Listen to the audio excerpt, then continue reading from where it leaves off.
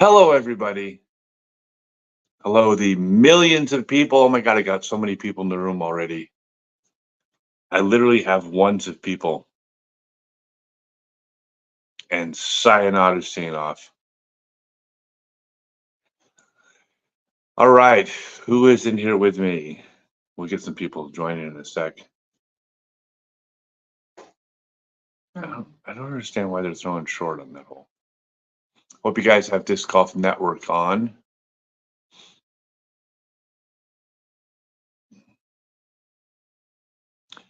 And I'm going to try to. Hey, we know her.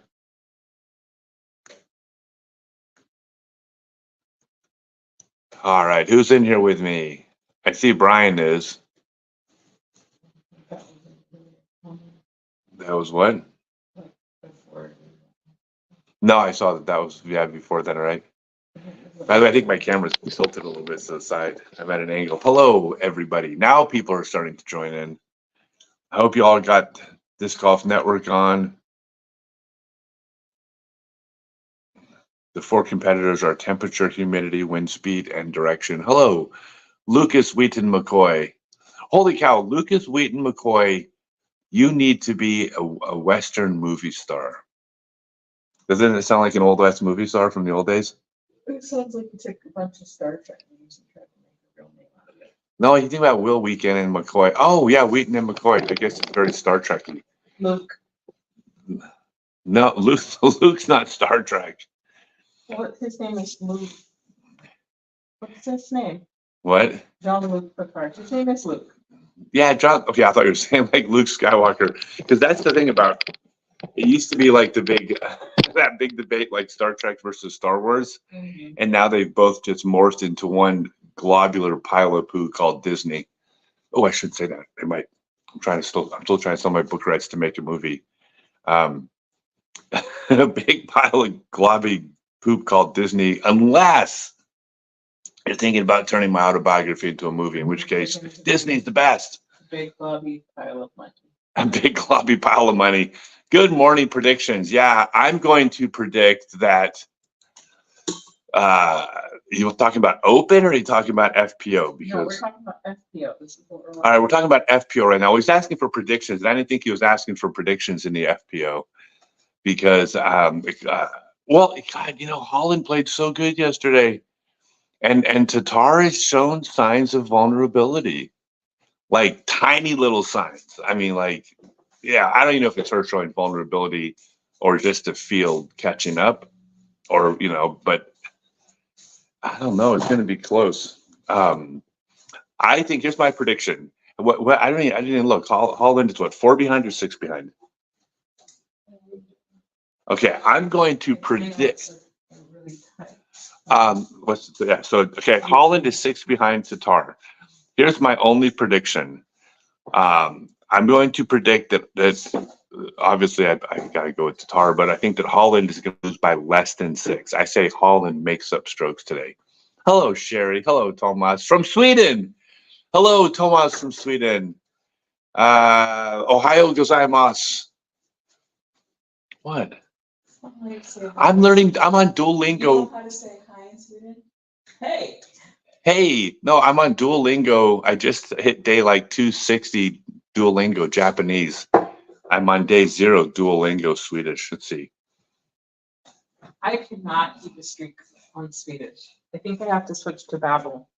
Are you? Yeah, it's just not as good. Oh, yeah. It is very good for. Dude, Sai's got so much like I like the charisma. And that's not an FPO or MPO thing. This is any athlete in 2024. Like 40% of your career is your performance on the field, and the other like 60% is your social media and charisma and all these other factors. They're all real. Hello, Wookie. Hello, Mac and the Sushi Cat Gang. What's up? Good morning, Rob. I hope y'all are watching the network on here, right? You guys watching? I think we're waiting. This is the second card teeing off, and then holy cow. International players in the top 8. Estonia, Finland, Norway, and Finland. Well, there's your prediction. There's my prediction. I predict somebody from another country is going to win FPO. I don't know. I mean, Holland is, look, I mean, I'll tell you this. Let's say this. If Holland does what she did yesterday, that is a good enough score to win if Kristen's off her game. Like six strokes is not like unsurmountable or insurmountable for anybody in disc golf on the Pro Tour, because everybody out there can string 9 in a row, and anybody out there can shoot 2 under for 9. And then it just swapped within within 9 holes. So are y'all watching? Everybody, good morning. How's everyone this morning? St. Thomas, Ontario. Dude, I love St. Thomas, Ontario. I gotta try to I feel like I'm driving right now, actually. And I'm watching the road, but I'm glancing over at my phone while I'm driving, which I would never do, kids. I would never be on my phone while we're driving. I thought that looked like Lisa Focus when they were teeing off, yeah, had the same kind of look. Lisa was one of my first doubles partners back in 10 years ago. That's one of my first mixed doubles partners. Let's see. Hello. Adano. Look who it is. Kristen Hartley airs more than a bogey. Uphill batter for Holland. This is one of my 2 favorite people in all of Kuala Lumpur just joining us. This has now become an international broadcast, right? Do you see who it was? 3 continents. We got 3. We have 3 continents. We have a Swedish player, a Swedish or fan. Yep. So this is Haiti. That's a great name, by the way, Haiti. She should really lean into that. I do know your cousin Jake. Actually, I'm going to tell you a funny story about Jake after I watched Haiti slam this putt. So I got a funny story about Jake Hebenheimer, and I got a witness here for it. So Adriana, you have to yell out loud. If I'm lying, you yell. Did I or did I not come home from a practice round and I said these are the exact words I said? She said, "How did it go?" And I said, "Jake Hebenheimer is now my favorite person to shoot practice rounds with." Yeah. Did I say that? Mm-hmm. Yeah, I had so much fun with him. He's really, really good, but he's a great guy. Yeah, I agree. I mean, Kristen is not going to give him away. That's not her style. But I mean, Holland can birdie 9 in a row. If Holland strings them. I mean, she's tied the course record yesterday.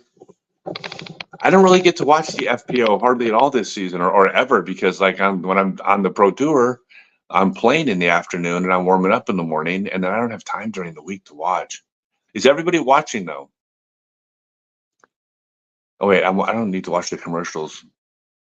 It's live. So.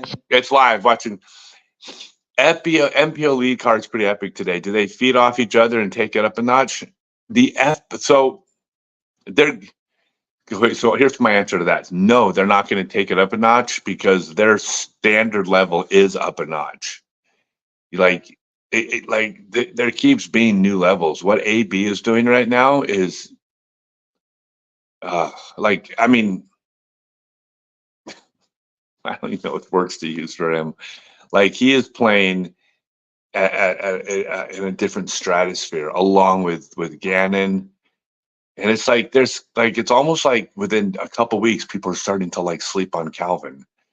And Calvin is still the best player in the world, I think. Gannon and AB are off to a better start this season. But if the World Championships are tomorrow, I still pick Calvin. Yep, Lucky's got a great YouTube channel. Yeah. I'll tell you what, thing about Lucky was when she started hanging out with Bradley Williams, and I love Bradley. He's such a great guy, but we were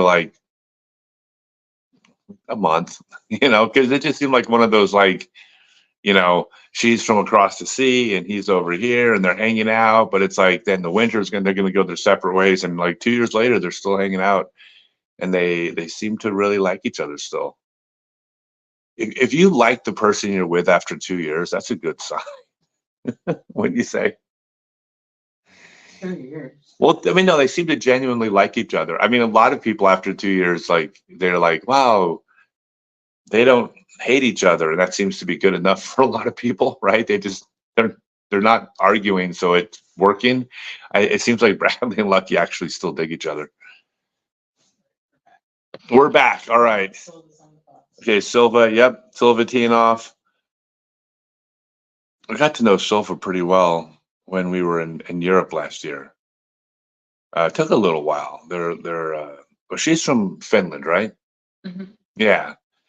The thing about the Finnish and Estonian players, I'm going to give you all a lesson on almost all of them that I'd kind of heard this, but I didn't realize how true it was, is that all of them, and you're not supposed to like create stereotypes, but it's against other white people, so I'm allowed, right? I think that's how the rules work in 2024. Might change next year.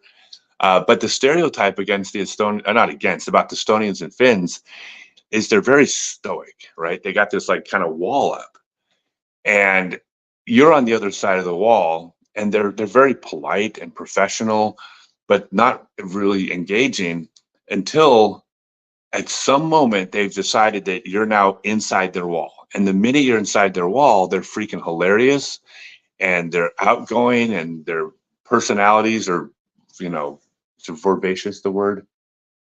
Like they're all like super funny and charming and nice, but it's like you got to get on the other side of the wall. That happened with Silver Lot. Like Silver Lot is probably my favorite European player to play with.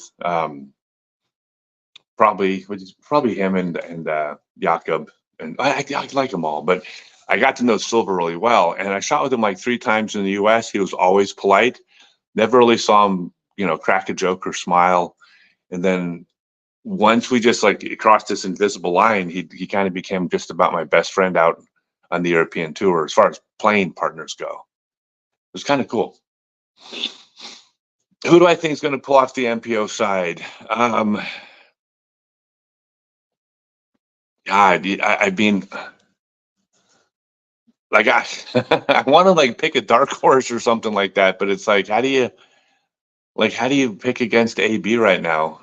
I mean, the only reason trying to think of who would be like an interesting pick.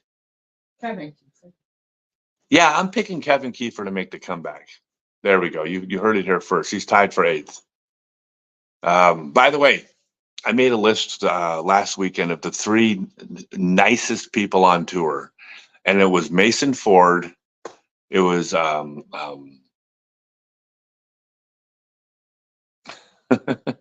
just losing my mind. Connor O'Reilly. This aging thing is for the birds. Connor O'Reilly, Mason Ford, and Kevin Kiefer. Those are probably the 3 just like genuinely perfectly sweetest guys on tour. All right, so we'll see what's happening. Yeah, it's such an interesting thing with the FPO. Like this is the first time it's been like, did Cy just like whack her head on a tree? Yeah. I mean, it's a 2-person race, so we'll watch it. But I mean, really, we're like the second card is kind of just playing for position. I guess they're all playing for 3rd, but Holland's not going to give up 2nd. So, what I think about Lucky's game, I think it's underrated.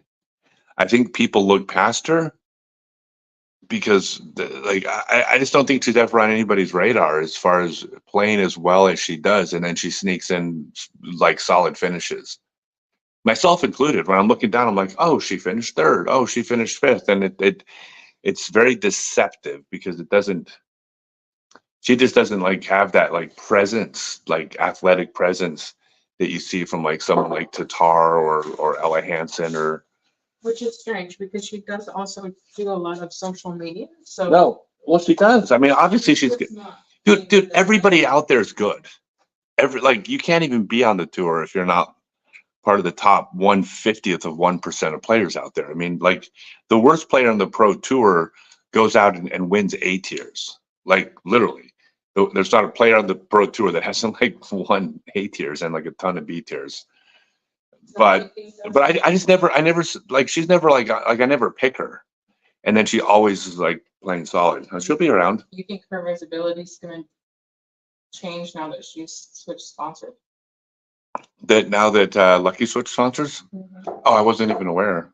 Yeah, during the off season, she went from Prodigy to Thought Space. So maybe they'll give her More exposure. yeah, possibly. Yeah. She's So also going to be in the US for the next 4 years. she's here for 4 years. Yeah. She got an extended She visa. got a sports visa, so she can be here. Oh, she did. Okay. No. So that's going to be great for her game. So she'll get to play more in the off season. I don't think disc choices will make a difference. The exposure.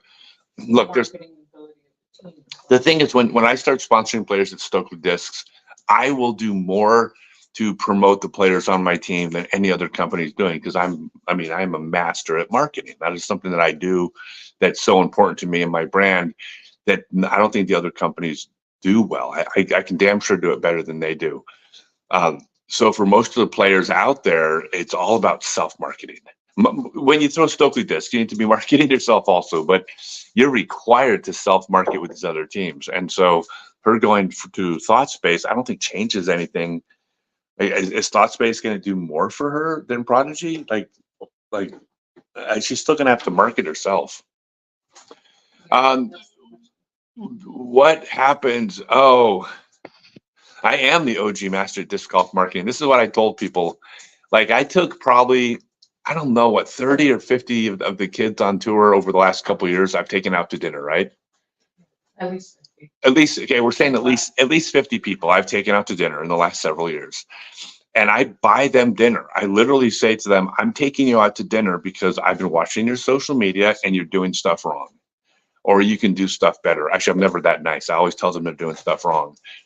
And I say, and you need to listen to me. And the reason why you need to listen to me is that I'm the 103rd ranked player in the world, but the 4th highest paid.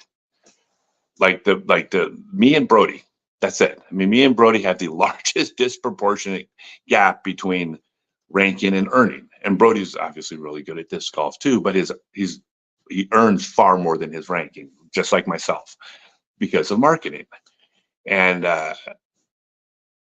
you have to market yourself. It's 2024. Like you just, unless your name is Paul Macbeth or that's it, pretty much you need to market yourself.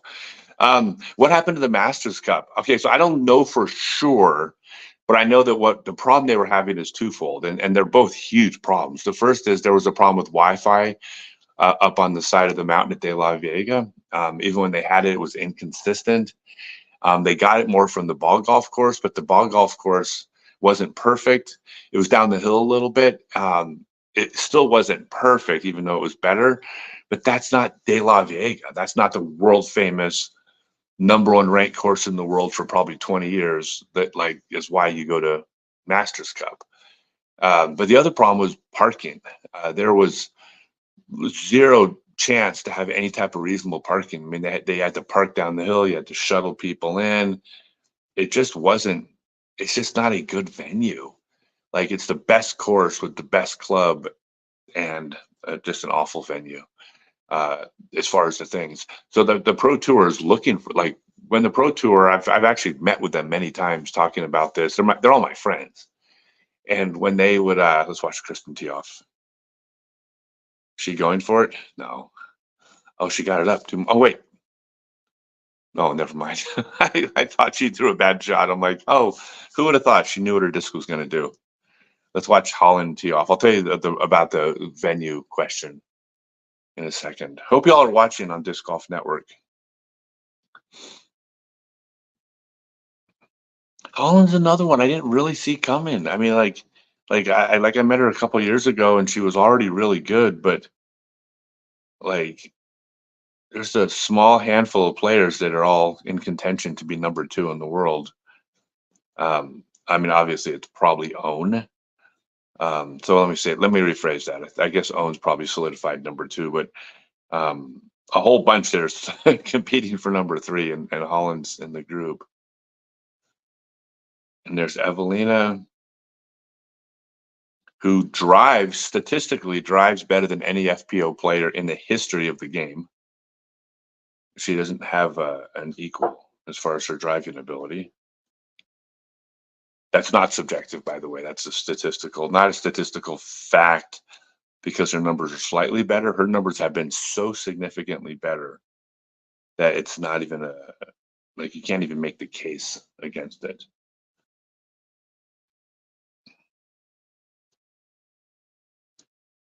Oh, they got Evelina's name on the screen with Emily Tienoff. That was funny. So yeah, when the Pro Tour is looking at events, there's so many other factors. I mean, you want a quality course, but it has to be a course that can be filmed and spectated. You want a location where there potentially are spectators out, and you've noticed this based on the fact that the events spectatorship seems to be down a little bit in person, at least appearance wise. And like, it would be great if they could run an event in Chicago, in St. Louis, in Kansas City, but there's not the other factors that you need to do it in these epicenters, Dallas, right? So they're winding up. The only events aren't always in these epicenters of disc golf, and the viewership in person is going to be low, unfortunately. But they need locations where there's parking. They need locations that have facilities, like room on site for all the vendors and all the other peripheral activities happening at the event. They need to have Wi-Fi.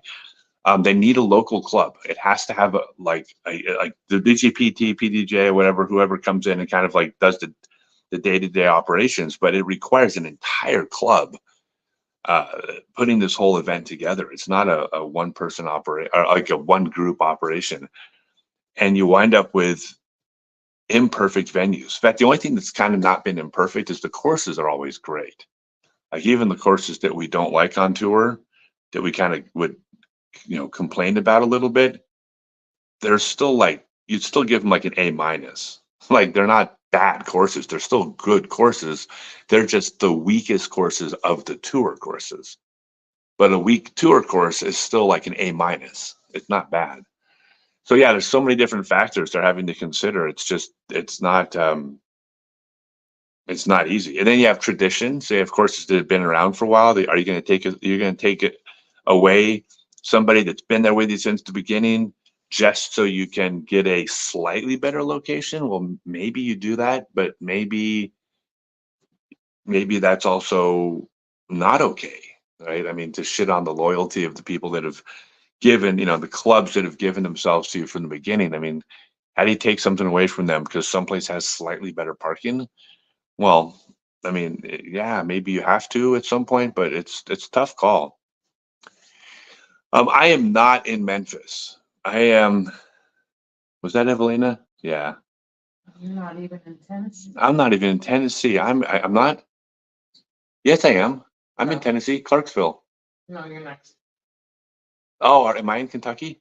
Yeah. Okay, so I'm not in Tennessee. I thought I was in Tennessee. Apparently, I'm in Clarksville. You moved so fast you didn't even know where you are. Dude, I don't even know what state I'm in. Every time someone says where are you, I have to actually. Sometimes I have to actually think about what state I'm in. Let's see if Holland can make it. That's a tough angle. She's going to come in short left for almost certainly. Yeah. I should predict things ahead of time. This is why I don't do commentaries. I think people have asked me about doing commentary, and I think commentary would be so hard.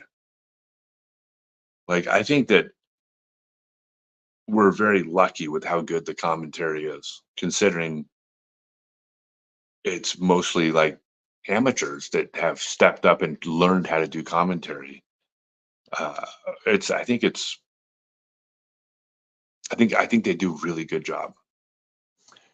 All right, who all? Let's see, all watching. Let's see. Let's see. When am I coming? When am I coming close to New York? I'll be in New York in September. Of course, I'm going to be doing some stuff in Toronto and hopefully Ottawa, Canada, running some events out there. And then I'm planning on coming to Ithaca for sure. But if I'm going to be in Ithaca, of course, I'm going to go to Buffalo and Rochester and everywhere else. Ogwood would love to see me again. Yeah, Ogwood is ridiculous. That's one of, oh, Emily's stuck. She gonna roll it? She's gonna roll away. Oh, what? That's, you don't want to give yourself a 15-foot putt. She's the left, so that was, No, she's the lefty. No, it's the right shot. It was not a sidearm from there. It was because the sidearm would have hit at a funky angle. I mean, she panned it out, and she did fine. But oh, look at that! Holland's got a window. How much? Okay, I'm gonna start making bad predictions. I say Holland's gonna bang a 35-foot putt through the woods. I'm calling it right here. See if she can shake Kristen up a little bit with the 32-foot putt.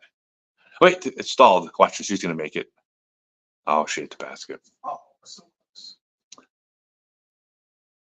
So Kristen can take another stroke. I mean, that is one of them things where you want to kind of, like, if you have if you're down by 6 strokes, your best chance is if you can, just get off to like a 4-for-4 start and your opponent gets 1-for-4, and all of a sudden you cut it down to 3 with 14 to go. That seems much more reasonable than 6, and now maybe 7 with 17 to go is starting to get out of reach. Good morning, Andrew Chapman. Yeah, no, De La is the best. I got married at De La Vega. I got married at the Masters Cup. I don't know if you all know this. If you read my book, Scott Stokely Grown Up Disc Golf, I got married between rounds of the Masters Cup in 1992 or 93. I can't keep track. That was like 19 partners ago. Is that a good estimate, you think? Yeah. Okay, So. so that was about 19 partners ago. That's not all the girls I've dated, but I mean 19 like relationships ago. Let's see, 30 years, 20 year and a half. Yeah, I'd say about 20 ago. Anyways, I got married between rounds at the Masters Cup, and we had a ceremony at the top of the world hole. Did Evelina just bang that putt? She did. She had tough footing. She had a tough putt, and also, I mean, she didn't throw the best approach. No, pretty much. Hello, Harvey Barger, my brother. Yeah, I'll tell you one reason to go to New York. Let's watch. Wait, let me watch. I want to talk to you guys and simultaneously watch the match. Like, it's so fun because the FPO has become really fun to watch just for the golf. Like, the divisions evolved, and it used to be, I think you could watch FPO because you're enjoying the competition of a different division, and then you have the players you like, players you don't like, all the stuff that make us watch sports. But if you were going to watch just shots, people crushing drives and banging long putts, is like you would generally watch MPO, and that's not that long ago that I would say that was pretty universal. And I don't think I'm saying anything out of turn by saying that. I think most people would agree. And if they don't agree, because you're not supposed to agree, go look at the damn numbers on YouTube, and it's there. That ain't the case anymore. Like right now, the FPO players, like, they smash. They absolutely smash. They are hitting aggressive shots. They're throwing in long putt. Look at Evelina putting out of the woods here. I mean, ridiculous. So, anyways, yeah, it's now the FPO's fun to watch just for FPO's sake, just to watch smashing disc golf, and that's not changed. It's not going backwards. So that's pretty much here to stay. So this whole generation of FPO players are, like, they're putting their entire sport on their backs, and then they're carrying it to another level. It's FPO's, man. If you're not watching FPO, you're missing out. I don't get to watch as much as I want because I'm playing in the mornings, and then during the week I'm busy. But I'm never disappointed when I watch it. Let's see. Oh my God. Let's see. Was following overthrow method. Now have a bad knee and shoulder pain. Please follow what I teach. And I got nothing. I got nothing negative to say about anybody. Everybody has a different teaching techniques and teaching philosophy. You'll never hear me shit on anyone else for teaching. I will tell you that you're not going to get injured doing what the way I teach you. You're just not. Wait, let me put quotes around this. Anybody can slip on the throw. We're playing sports. Anybody can slip. Anybody can pull a muscle. The thing about the way I teach is that it's not. I'll give you the 50-cent version because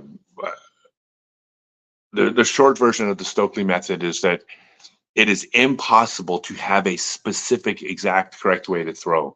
Like you can't watch a professional disc golfer in slow motion and copy their mechanics and have it work because you have a different body than they do.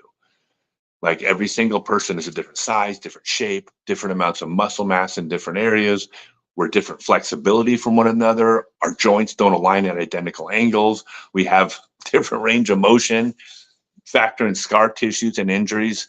You can't mimic another player's throw, but you also can't be told this is exactly where your foot goes. This is exactly when the hips turn. Okay.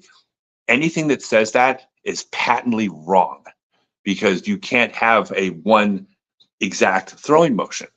Now, what you can have, because the other opposite is you can't just throw any way you want to. It's not just about doing whatever works. That's also completely wrong because physics and biomechanics, they trump your style.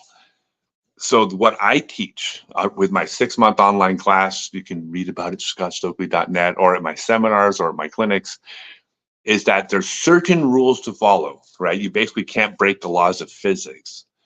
So there's rules to follow, but within those rules, very strict rules, you have to have a range of a different range where your individual body might move differently than the person next to you. And if that is allowed to happen, that's why you're not getting injured.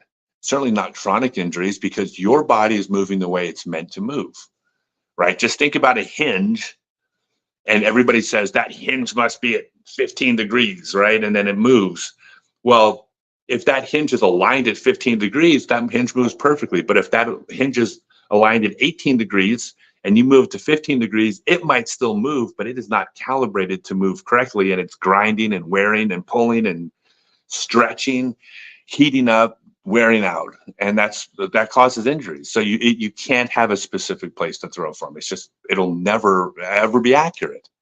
There's rules to follow. Your body has to find its own movement in those. That's what I teach. So yeah, be careful with when someone says this is exactly how you do it, they're probably not right. Hello, John Putney, my favorite Oregon disc golfer of all time, along with Dallas Garber and Ella Hansen and Cole Redolin and Bruce Sisson, Tom Embry, Matt Embry. Isn't there a fast mobile network on all tracks yet? So you can get better mobile, and you can obviously bring in equipment, and there's things you can do, but that still doesn't change the fact that there's no parking up at De La Vega. It's just a difficult venue. It's just, and I'll be honest. I mean, De La Vega is traditionally. I can't believe Kristen threw a sidearm there. Traditionally, De La Vega for 20 years was the greatest course in the world. It's still a great course, but it's basically a par 3 course, and it is that makes it a bit dated in the modern game. The ball golf course out there. The ball golf course is there before. So I actually, when I was at De La Vega Masters Cup 2 years ago, I shot a 1067 rated round. I actually shot the course record on the ball golf course at the Disc Golf Pro Tour event. Somebody broke it the same round, but I think I shot 11 down, and that was the course record when I shot it, which I'm pretty proud of, being an older player against these children. Let's see, 7 months now. This weekend you threw 480 with a flippy. You've been playing 7 months and threw 480 with a flippy Corvette. Is that normal? No, of course that's not normal. That's way farther than you're supposed to throw after 4 months. I know this is bad for my company, but I hate you. I hate everything about you. I hope you quit. You're making us all look bad. Yeah, don't stop making people look bad. No, that's cool. The only thing I'm happy about is you've been playing for 7 months. I guarantee your putting still sucks. So thank God for that. I'll keep you at bay a little bit longer. No, actually, nothing surprises me nowadays with the way players throw, the way how far they throw, the power they have is just, they're learning from YouTube, and we're getting a bunch of real athletes playing the game. I mean, not say getting, it's been happening for many years now, but nothing really surprises me anymore. Next time I'm in Memphis, come check out my Flying W Ranch in Moscow, Tennessee. I appreciate the invite. Yeah, I love it. I love Greg Hosfeld. He's one of the best. Also, Gavin says it happened with Gavin says he's throwing 480 because of one of my videos. Okay, I no longer hate you, Gavin. I now like you a lot. I'm sorry. You said some things. I said some things. I'm trying to watch the match. So hold on. Let me watch the little bit. So this is Haiti. Still the best name. Literally, like, can you imagine if your name was like Greek for hell? Is that Greek or Roman? Hades is Hades. Hades. Yeah, but that's a badass name. Like, I mean, she should, if I was in charge of her marketing, she'd have flames on her shirts. Like, she could pull it off too. She's really cool. Is she really cool? Yeah. Yeah, so she could do flames on her shirts. Well, Hades from Finland also, right? The Finnish invasion is coming. This is like the British rock invasion of the 50s, which I don't remember because I'm not that old. But yeah, the Finnish and Estonian invasion is coming. I say this, and then here comes Norway and Sweden. Like, yo, we're still here. Yeah. Wait, Kristen's going to throw 324. Okay, I'm going to say one thing about the FPO courses. That hole right there, I remember that. That's a perfect example of a hole where it's like if every touring player in the world, if they lived in that town, would never miss that hole, because it's a wide open 324-foot shot. You just have to actually learn the distances. Evelina threw a little too long, it looks like. Yeah. Spike it a little more than that. I mean, it's just yeah. Look at Holland. Holland's sidearm. Watch Holland. Okay, want to see like a textbook sidearm? Watch Holland's sidearm. I love the way she throws.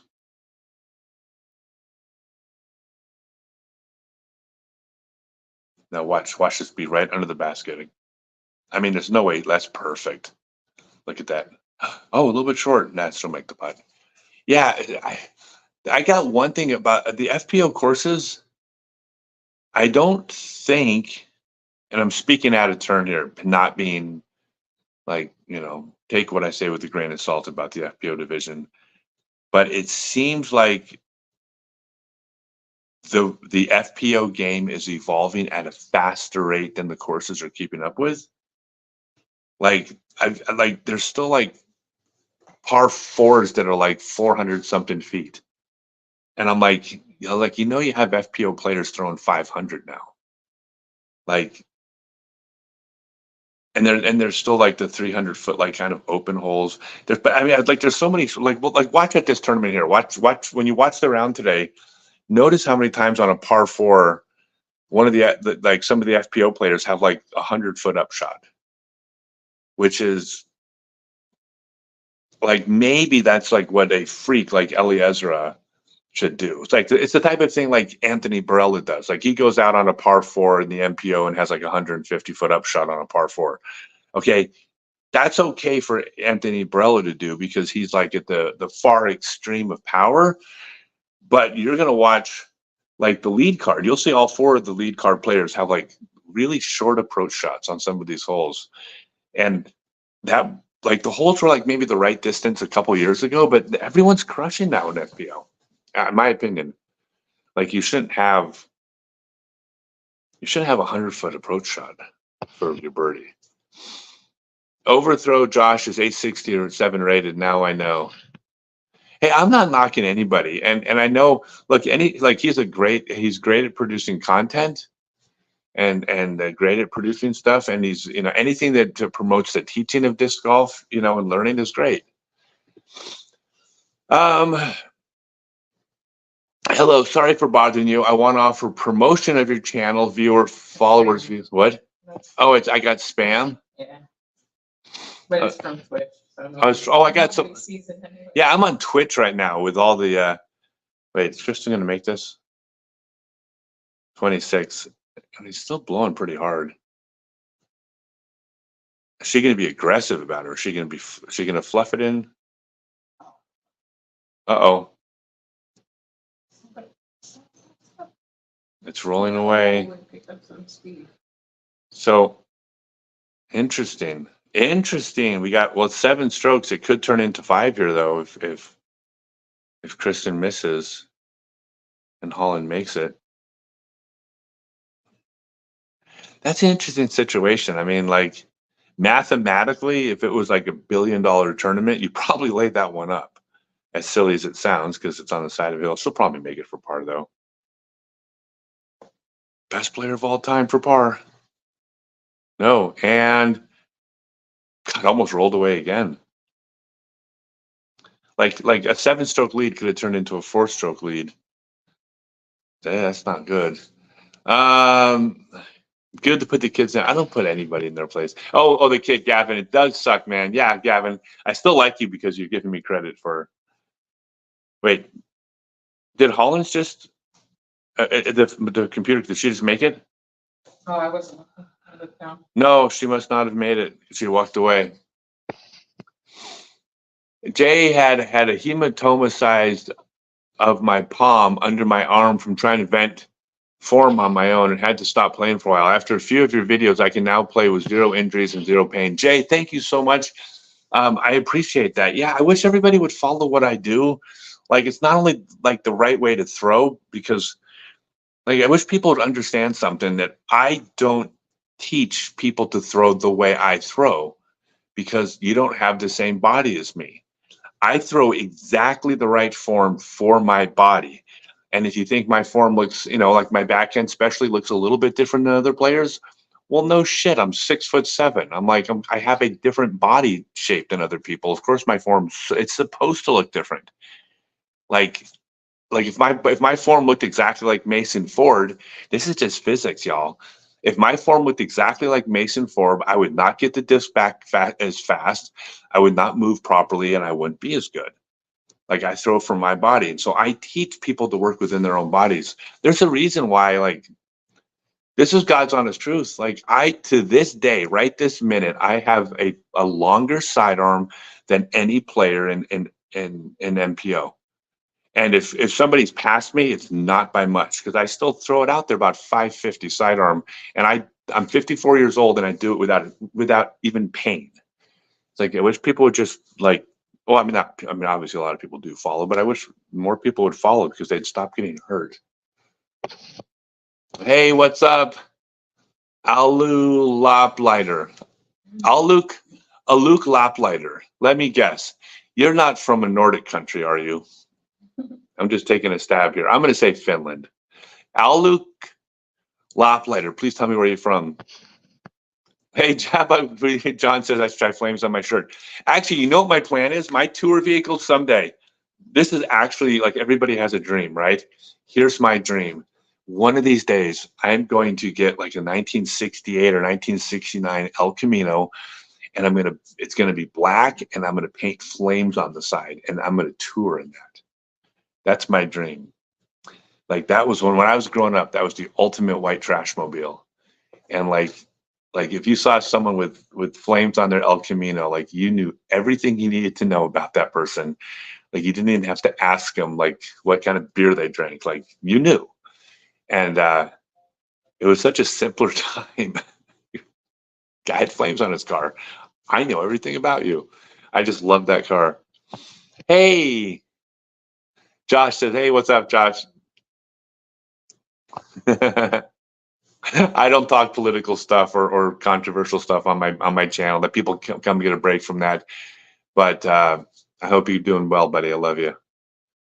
Thanks for the reply. You're an absolute legend. Thank you. That made my day. Let's see. Oh, he's from Germany. I was wrong. Let's see. You need to come to, yes, Daniel, come to my Indianapolis session next week. Yeah, I'll be all over Indiana, Kentucky and Indiana, and then I'm going to be going to Illinois. Dude, check this out. Like, oh, is it on my page here? So check out where I'm going to be. Wait, I just put it in my phone.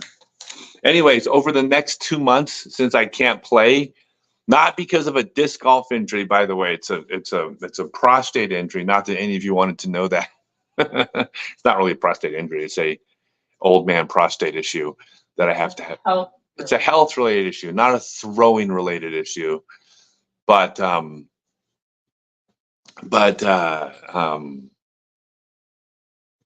yeah, I'll be in Kentucky. I'll be running clinics in Kentucky, Illinois, Iowa, Nebraska, Colorado, Utah, California, Oregon, Washington, and British Columbia in the next 2 months. I'm running like 50. I'll be running hopefully 56 clinics in about 58 days. Promoting Stokely discs. Was it Schlitz malt liquor? No, it was Pabst Blue Ribbon. I don't know if it was. It might have been Coors or Budweiser or Miller, but it wasn't microbrews. That's all I know. When I say what kind of beer, so when I say I know it, when I say I see someone like in a 1968 El Camino, I know what type of beer they drink. I'm calling Budweiser, Coors, and Miller the same beer, right? It's just not like microbrews or whatever. The flames on the El Camino sounds hilarious. It would be amazing. Is it okay that you push Fly Green on my page? I just really want you to come out and see us all here again.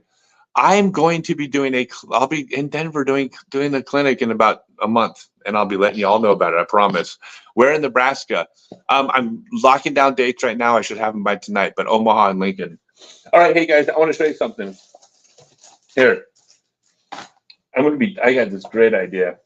So first off, I make this. Okay, I'm going to be promoting my stuff on here. Okay, you think I hang out with all you degenerates for free, right? I'm a paid shill for Stokely discs. PBR versus Schlitz. Yeah, it's all the same, right? But check this out. These are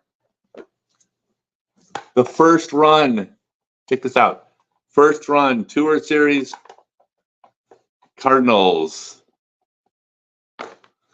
Right? This is the Cardinals. These are all first runs.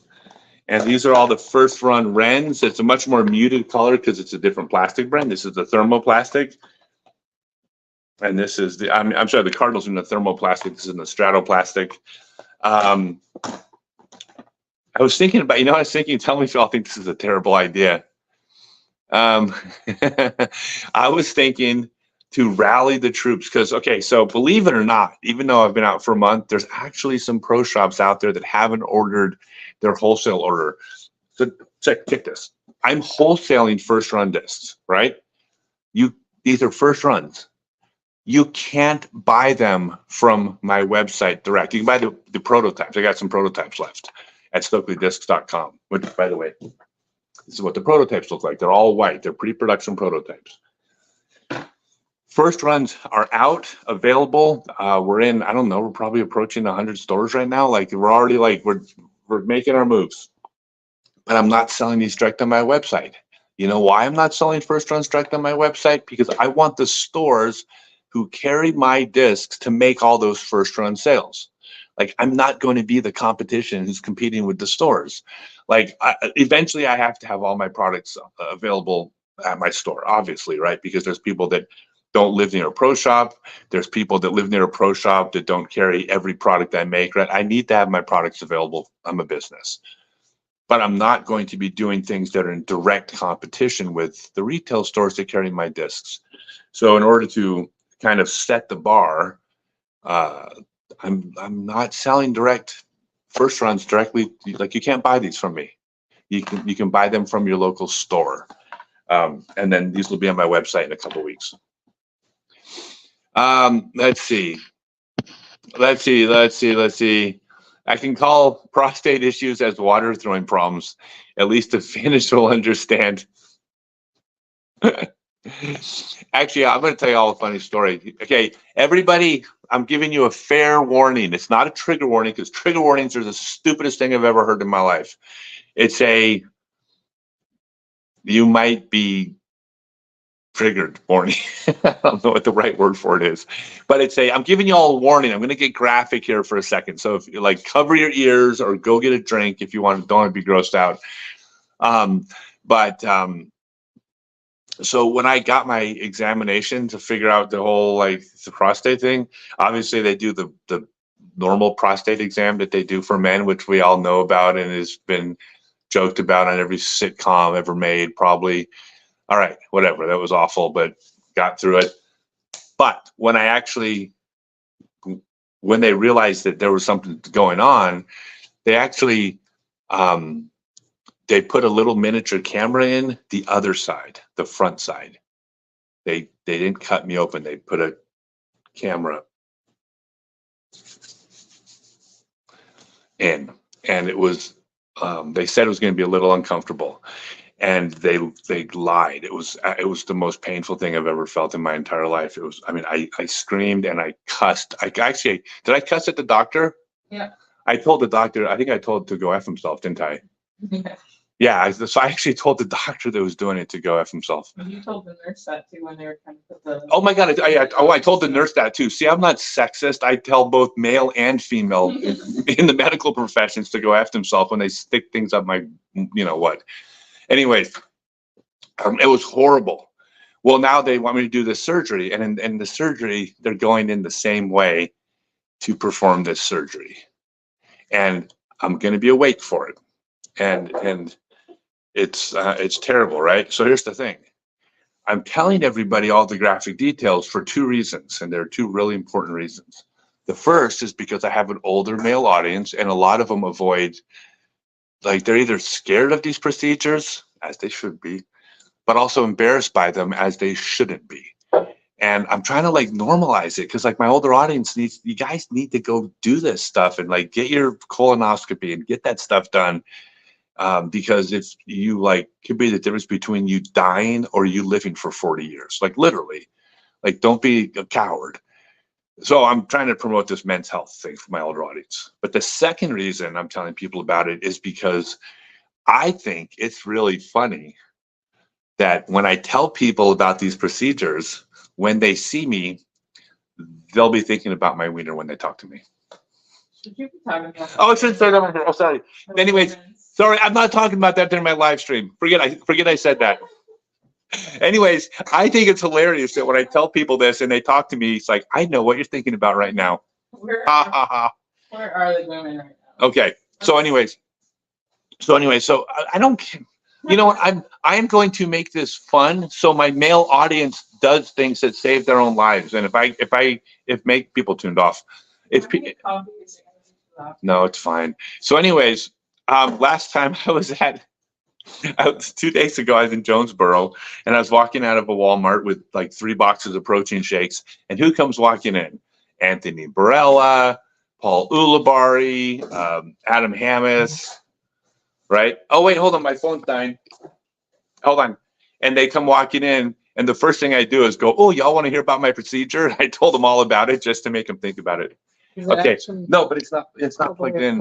No, hey guys, if my phone dies, I promise I'll log back in a second. Oh no, there we go. It's plugged in now. Hopefully it stays on. Anyways, I told them all because that way I know that next time they see me, they'll be thinking about. Oh, look where she's at. Yep. Is that Holland? Yeah, Is she gonna make it? That was tough. She like has to get down. So. Yeah. Okay. By the way, sorry for being graphic about it, but you know what? I like seriously like. If being graphic about stuff makes my male audience go do the damn test because they don't think it's as weird as they did before and they live, I could give a crap if it offends a couple people. I would rather my audience go out and do the stuff they need to do to take care of themselves. Sorry. Let's see. Doctors today can solve. Yep.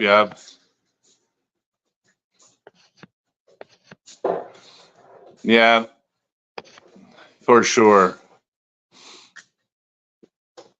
Yeah, so all right, back to the tournament. Now that I'm not going to talk about it anymore. Just guys, go do your tests, and it may mean that you live. So Evelina's, I mean, it looks like she's fixed her putting thing. Like she's putted better all season, huh? She, at the first round, I mean, the first tournament looked a little shaky still, but it's definitely better. Yeah, she's definitely doing better. Let's see. The doctor had to use an extra long camera. You, sir, just got 10% off your next order. All right. I hope that's not all what people talked about when they thought, do you see that live stream with Stokely? This is what he talked about. Right. Please don't do that. I'm just trying to help my male audience.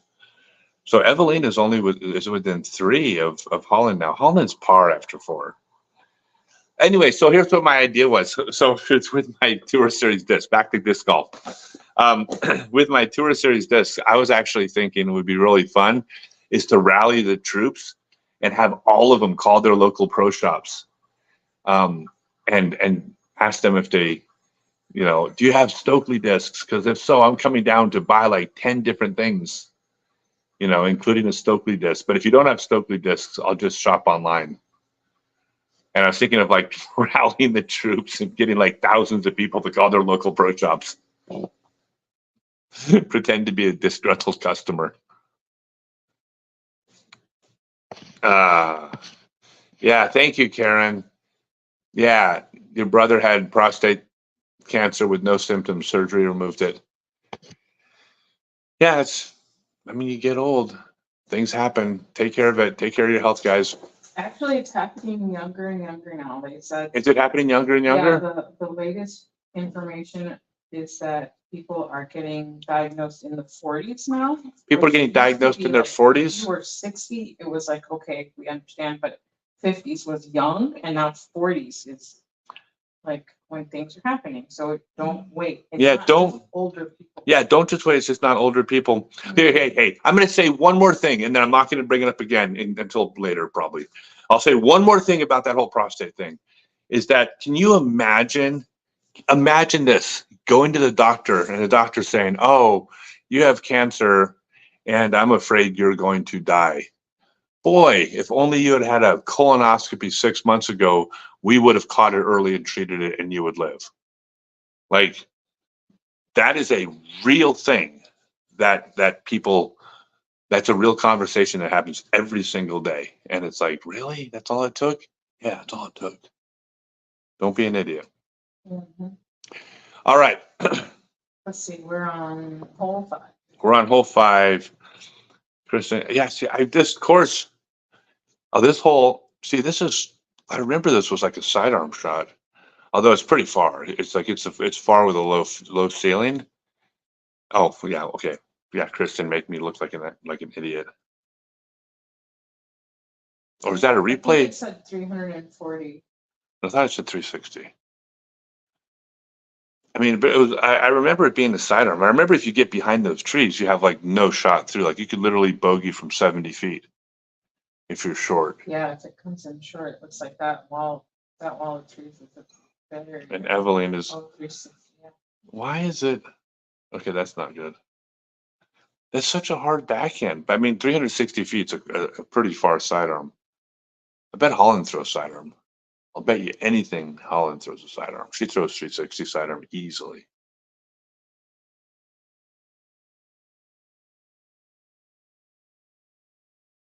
God, look at that. That looks like a good throw. That's how you do it.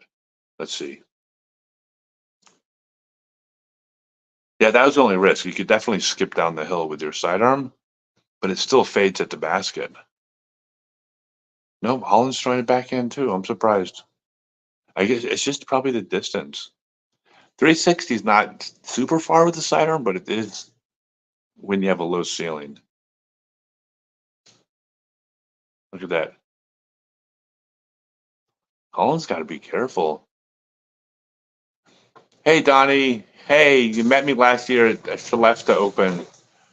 Yeah, Skellefteå Open in Sweden was great. That's the one where it was the weekend before PCS. So there was a ton of people, everybody from James Proctor, Paul Macbeth, Bradley Williams. It was a who's who of top players out there. And actually, that was the tournament I shot on the final round of that tournament. I said And my prediction is that nobody was going to break 7 under on that course because that course was so hard. The course record was set in the first 2 rounds at 7 under, and then on the final round I shot 8 under. I was pretty proud. Remember that? Mhm. So I actually broke the course record. I actually beat the score that I said nobody was going to beat. And then James Proctor walked in with it like a 10 under 10 minutes later, but I don't care. I had the course record for 10 minutes. And I actually finished 5th at that tournament. That was pretty good. It was like a 1050 round or something like that. It was pretty good. Yeah, Skellefteå's great. Well, I love Tomas and Svante, and then I got to see Jesper Lundmark, which was like great to see Jesper again. But I was really close friends with Tomas. Actually, Tomas and Svante. I talked to Svante literally yesterday morning, and so I'm still friends with these guys like 30 years later. It's wild. Okay, now this is a massive putt. 34 feet. She's 34 feet, but I mean, in that wind. Mhm. Well, the thing about Evelina's putt, I can see exactly what. Oh, that was. Oh, right.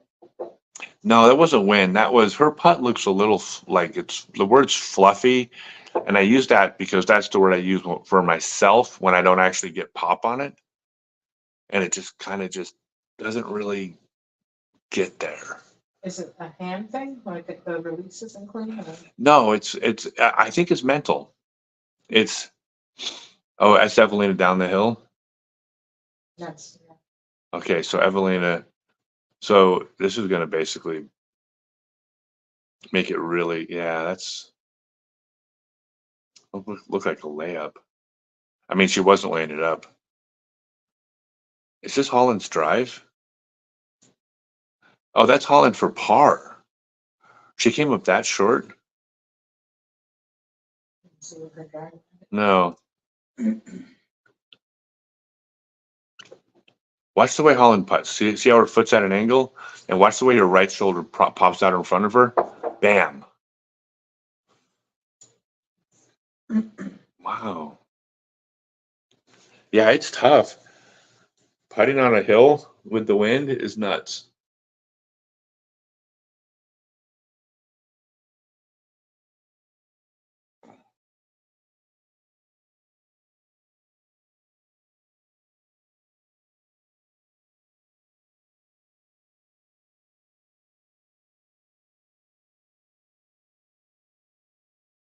Is Holland now putting for bogey? Yeah. What is going on? Is she going to be aggressive or? Yeah, she's aggressive. That's why she made it. So that's the part that's like, look at that wind now. The wind's blowing so hard. Mhm. It's so easy. Like, it's so easy when the wind's blowing and you have a basket on the hill. And now Kristen's just gone. It's over. It's so easy to like just not give it everything, and it's mental. And so when you watch on like Evelina's putt when it comes out, it just didn't come out. The only way I can describe it is if that was the practice basket before the round, and she was putting from down at the bottom of the hill, you would see the disc come out with more pop. It would come out with a little bit less wobble. It would come out a little faster.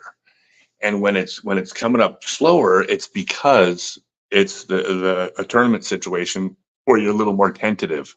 And that's not a knock on Evelina. I think that most of us have had that happens to us sometimes. Oh, well, I could definitely speak for me. It certainly happens to me that I do that in a tournament, and it's so weird because after decades of playing, you would think that I wouldn't do that anymore.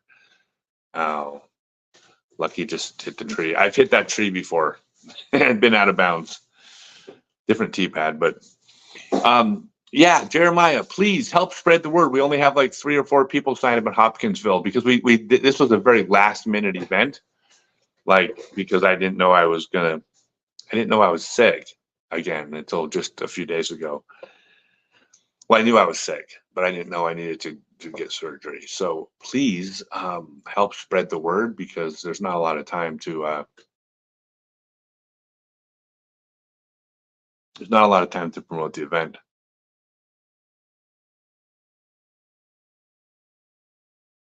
That's the par 4, right? Yeah. Yeah, it gets the coverage. It's not the coverage. I'm sure it's our Wi-Fi. It's a bit spotty. God, I love watching Emily That's the throw. coverage. Is it? Yeah. It's not our end. It's just because it's live. Just a live feed. Yeah. Emily's form is so tight. It's really good. Let's see. I can say that, but everybody's form's really good. I mean, the top 4 FPO players, like, it's insane. Look at that. Like, Holland was at risk of dropping. Like, she still has to like work just to hang in for third. So you see the stat that Kristen needs a 7 or 8 under to beat Owen Scoggins' record for average rating at a tournament, the 1029 rating. Average. That is really, really amazing. No, I mean it's a level. Like honestly, and you can plot this stuff on a curve, and you can see the level of play in the MPO is damn close to where it's going to go. Like, I think the game will continue to evolve, but in the MPO, it's baby steps. I mean, like in 20 years, if there's players better than Anthony Umbrella and Gannon Bird and Calvin Heinberg in 20 years, it's not going to be by much. They're going to be like, half a stroke around better or something. Like, if that. I mean, it's good. Like the MPO field is really close to peaking. The FPO field is not. They're still like when you plot it on a curve, they're still doing this in FPO. If they're doing this right here, they're not leveling off tomorrow. Like the MPO, you plot it on a curve, is right about there. It's not going to do this tomorrow. It's not going to all of a sudden take off again. It's slowly flattening. FPO is right here. I mean, when you watch someone like Eliezer throw, like you're looking at somebody. When you look at Eliezer throw, you're looking at what is physically possible for an FPO player to do, which means, okay, an FPO player can throw 500 feet off a tee pad. Like, obviously not all of them. In fact, right now, only one of them, maybe Ellie Hansen, maybe. But Ellie, right? Ellie crushes 500 off a tee pad. Well, once she's doing that, all of a sudden it's going to be like, oh, well, the rest of us need to be throwing 470. And whether that happens within this group of players or the next generation coming up, but something about seeing that level brings the next levels up. And I'll be honest, like this is when I in the 90s when I was playing, it's not an exaggeration. We were throwing speed 6 and 7 discs. I threw 100 feet further than the second farthest player on tour backhand, and I threw about 150 or 200 feet further than the second farthest sidearm thrower on tour. Now, it's not that like I'm that good. It's that I was throwing, like Simon Lizotte and Anthony Umbrella. That's all as far as power goes. Maybe farther even, but certainly like we were in the same conversation, David Wiggins, right? It's just that nobody else was. Everybody else was much shorter. And so once that was like, oh, that's possible, I think the next generation just has a different bar that they're looking at that they can actually be shooting towards. Whether they get up to where I am or whether they're 50 feet short of me, it's like, okay, well, 50 feet short is still way farther than any other player not named me from the generation before. So it's like that's what Eliezer is basically going to do. Like she's going to change the game. There's 470-foot par 4s in the FPO that Ellie's going to throw with a fairway driver. So there's literally par 4s that Ellie doesn't even need a high-speed driver to reach. And that's going to change It's going to change the game. If you haven't noticed, I'm Elios's biggest fan. This is Ben Casper Owens from El Reno. Where's El Reno? Will you Google El Reno? I'm going to have to look up El Reno. Forgive me. Watching the women in Madison, oh yeah, 2 years ago, inspired you to get back to competing. You're right. My FPO 20 years ago was hitting 350 with a 7-speed. Yeah, it's like the whole game's changed, but it's great. It's kind of like, okay, I don't know anything about like figure skating, but I'm sure there was a time where the best figure skater in the world could do like a double axel. And then when someone came along and said, no, we can do triples. And I'm going to win because I do triples and you don't. All of a sudden it's like, oh, hold on a second. Why would she lay that up? Putting uphill. That makes sense. Like once when you're doing triples, all of a sudden like, oh, we need to do triples. Oh, triples are possible. Well, guess what? It turned out everybody had a triple in them, and yeah, it's Pushes everybody forward, right? what? Like that's the idea, is that somebody has to do it and then it pushes everybody forward. Yeah, someone does it and it pushes it forward. Oh, Sai's gonna get Sai got so lucky. That could have rolled away so easily. Yeah, it amazes me that Luke Humphreys is finally using the power grip for his drives. Why did it take him so long to discover that it would benefit his game? Simon Lizotte tipped him off. Well, there is no one universal grip for everybody. Every world record I ever set was with a pinch grip. I believe Simon Lizotte throws with a pinch grip, and so does Eagle McMahon. And by the way, correct me if I'm wrong, but I think Drew Gibson does too. It's not that pinch grip is a better grip than a power grip. Gannon Burr throws with a power grip. He's a little good. It's that everybody's hands shaped differently. Like the idea that there's one grip for every hand is nonsense. Like it is crazy to think that every single person, regardless of the shape of their hand, should hold the disc in the same way. It's completely wrong.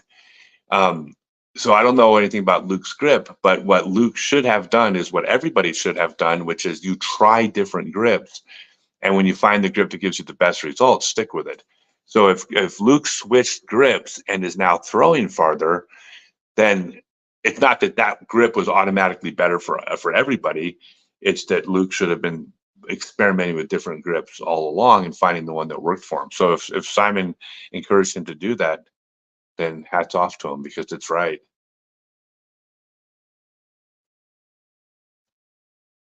Okay, at least see, look at that. This is a decent little second shot for a par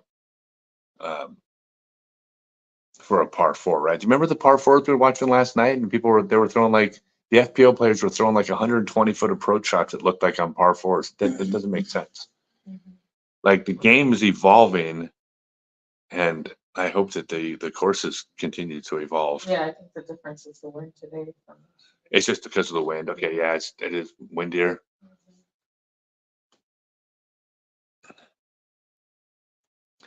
I would be, by the way, I'm going to be doing MPO later, and MPO I'll probably be glued to the set watching, not because it's MPO over FPO, but rather because it's like 10 players within a stroke of the lead. So it's a little bit more. There's a little bit more drama happening right here. The only drama is does Holland hang on for second, which I'm guessing she probably will. Oh, so hey, by the way, you know what is it? Stokely? ScottStokely.com? Check this out. Have you all seen these?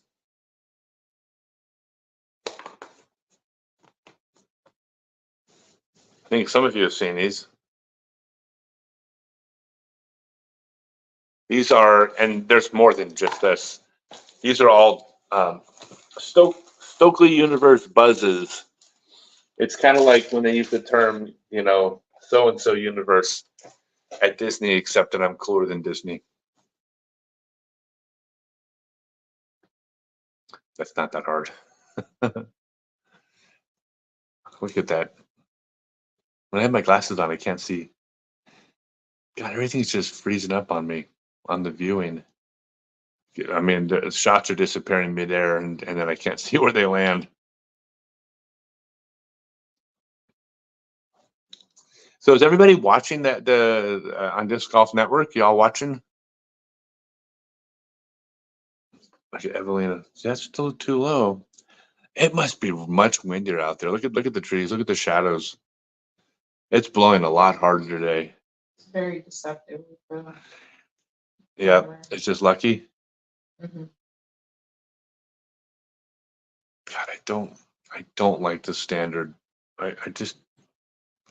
I'm not a fan of the standard straddle putt. I'm just not. Unless it's a pure push putt.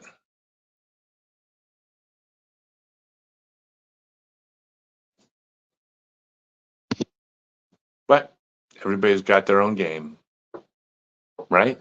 Mm-hmm. So, are you guys all going to order is everybody going to stick around for the afternoon round too for the MPO? I mean, I'm going to log off for a little bit, but I'm going to come back. I'm actually going to eat dinner during the round. This is so embarrassing too, what I'm eating.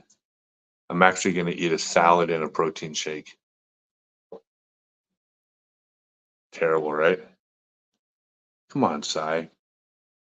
I met Sai when she was like staying. I was staying at a house in Washington or something, and she was staying in the same house. She was like 17 at the time, and she was already like really good. She's super sweet. Did Holland just pitch out? Oh no, she's looking for a shot. What is she doing? Oh no, what's she gonna throw? It's like she thinking roller? Wait a second. No. She's gonna do a sidearm cut roller. Why would you? She's gonna do a sidearm cut roller instead of a. Oh my God. What are you thinking? Why would you not throw a scuba roller there? There's so hard to watch other people play. Take the armchair quarterback thing. Why would you run it on you had third and long? Where are you going to trick him with a draw play up the middle? It never works.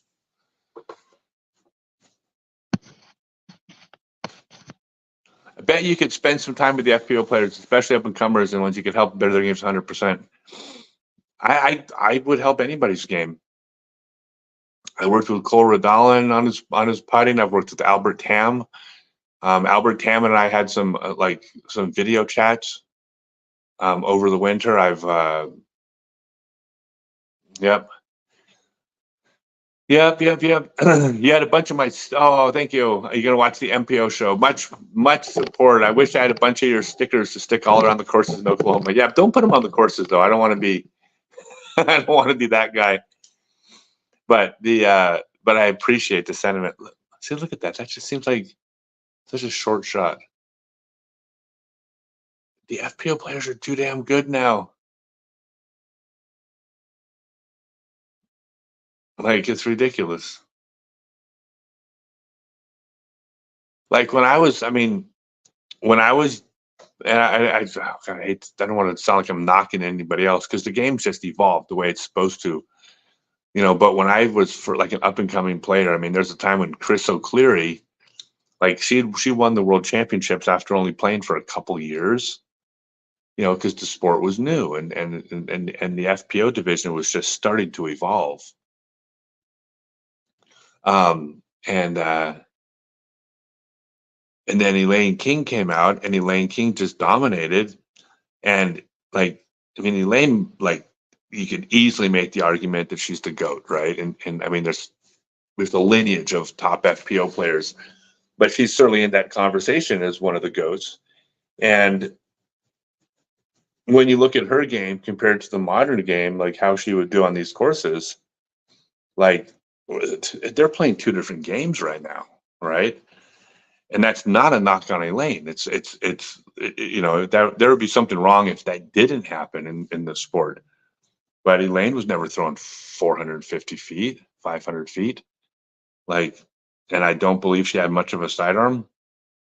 She was product of her era, but there wasn't depth in the field. I mean, she was leaps and bounds ahead of all the FPO players. And then Juliana came and Juliana kind of made, she stepped up in that run. And then, of course, Des Redding and Valerie Jenkins and then Paige Pierce and Katrina Allen and Sarah Hokum were in at the same time. And and now Kristen. But every player in the FPO, because their division's evolving, has been they've been leveling up each time, right? Like, as good as Juliana was, when I look at her throwing, like, if Eliezer has 100 and some odd feet on her, like, and Eliezer's not at Juliana's level yet. Eliezer's young, but like, there's no reason why she doesn't surpass. I mean, there's no reason why like someone like Eliezer doesn't surpass anything Kristen's done, and then someone's going to pass Eliezer. Whereas I don't know if that's happening in the MPO. In the MPO, you have the next generation, but they're not at this point. They're not like really surpassing. Like, nobody's like surpassing Paul Macbeth. Anthony Brell and Gannon Burr aren't surpassing what Ricky Wysocki did, right? They're just taking their turn, but they're not leveling up. Like, the MPO's leveled, FPO hasn't. Yeah, I know you weren't going to stick them on the courses, Ben. I was teasing. Yeah, you love playing with Elaine and Juliana. They were great. They're two of my closest friends in the world. I love them both. Thank you, Scott. You're genuine and good nature on every topic. We fans appreciate it. The MPO will offer a better finish than Masters at Augusta. Do you have a pick to win MPO? God, I'm so boring, but like, how do you pick against Barella right now? Now, I'll tell you this, if Gannon Burr was up by 2 over Barella, I would pick Gannon. If Calvin was up by 2 over Barella and Burr, I would pick Calvin.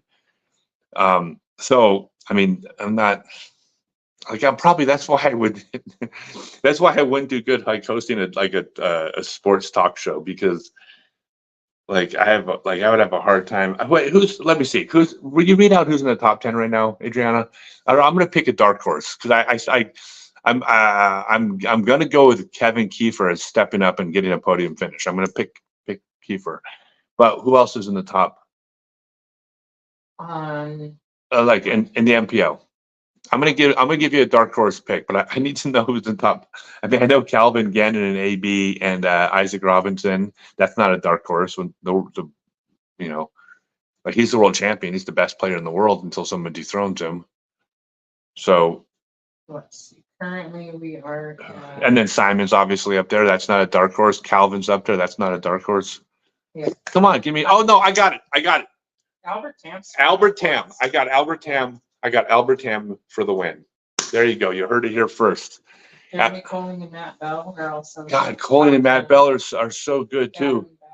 Gavin Babcock's great. Yeah, no, I'm going Albert.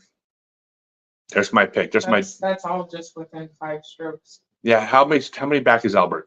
Albert is 2 off. He's 2 off the lead? Yeah. Oh yeah. Isaac and Anthony are at 18 and Albert's at 16. Yeah, I got Albert Tam. Well, I got Anthony. Okay, if I have to bet my house, which I don't own a house, but if I had a house, I'm definitely going with AB. I mean, I do think that Burr and Calvin have stepped up as the clear top 3 right now.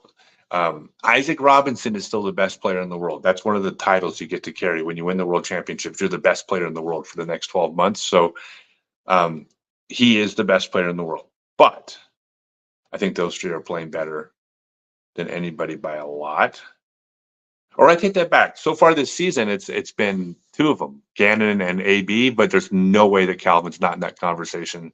Mm-hmm. So I can't leave Calvin out. I mean, Calvin is probably the one that AB and Gannon look up to the most, if that gives you any indication. They are in awe of the things that he does. So, yeah, I'm going Albert Tam. Hello, Mindy Sue from North Carolina. Where in North Carolina are you from?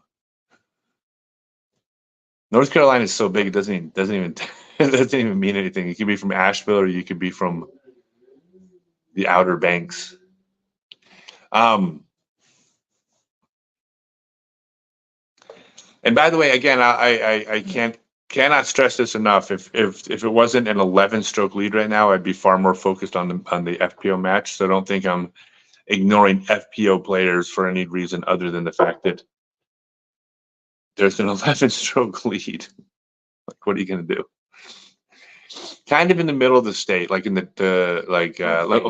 You know where that is. what? Fayetteville. I know Fayetteville. Yeah. Hey, y'all want to hear a story about North Carolina? I got a story about North Carolina. We're traveling around running clinics and seminars, and I went to Greenville, North Carolina, and we stayed at. Would you say it's the worst hotel we ever stayed at? Was it? Yes. Yes, yeah, it was the worst. I mean, I again, was trying to think because now we've been overseas and there was some that were. we were overseas. No, there's no place overseas that was worse than this hotel in Greenville. And I will tell you right now, it was the nicest hotel, right? It was the top rated hotel in Greenville. It was a 5-story Ramada hotel, right? Now, okay, Ramada's not the fanciest brand, but it's not Ramadas aren't typically the worst. It's like whatever, it's a brand name. And it's a 5-story hotel with a conference center, right? So it's like, okay, we think this is going to be like a decent hotel. And we go there and it's just completely it was dirty and it smelled but it was late, right? So we go, we go to check in, and we were on the second floor, and we go in there and we hit 2 and the door closes and we're in the elevator, half scared for our lives, and the elevator doesn't move. And then we click to open the door doesn't open, right? So we're stuck in the elevator, and it was probably only 3 or 4 minutes, but it feels like a lifetime when you don't know when this door is going to open up. And we're stuck in there, and we're in there, and finally the door opens up, and we're just got to get to the second floor, right? And we walked up to the counter, and we asked the woman, we said, where's the stairs? And she goes, stairs? Why don't y'all take the elevator? And I said, yeah, the elevator's broken. And we're only on the second floor. And she rolls her eyes at us we are the dumbest people in the world. She goes, don't you know anything? You have to hit number 3. And then once the elevator starts moving, you hit 2 before it gets to 2, and it'll stop on 2, let y'all out. Duh. Right? She was condescending when she explained to us that we were supposed to hit number 3. And then we get up to our room, and every single light bulb in the room had been stolen. So the only light in the room was the bathroom, the overhead bathroom light. We're like, do you want to go? Should we go complain? And we're like, no, let's just go to sleep and get out of here.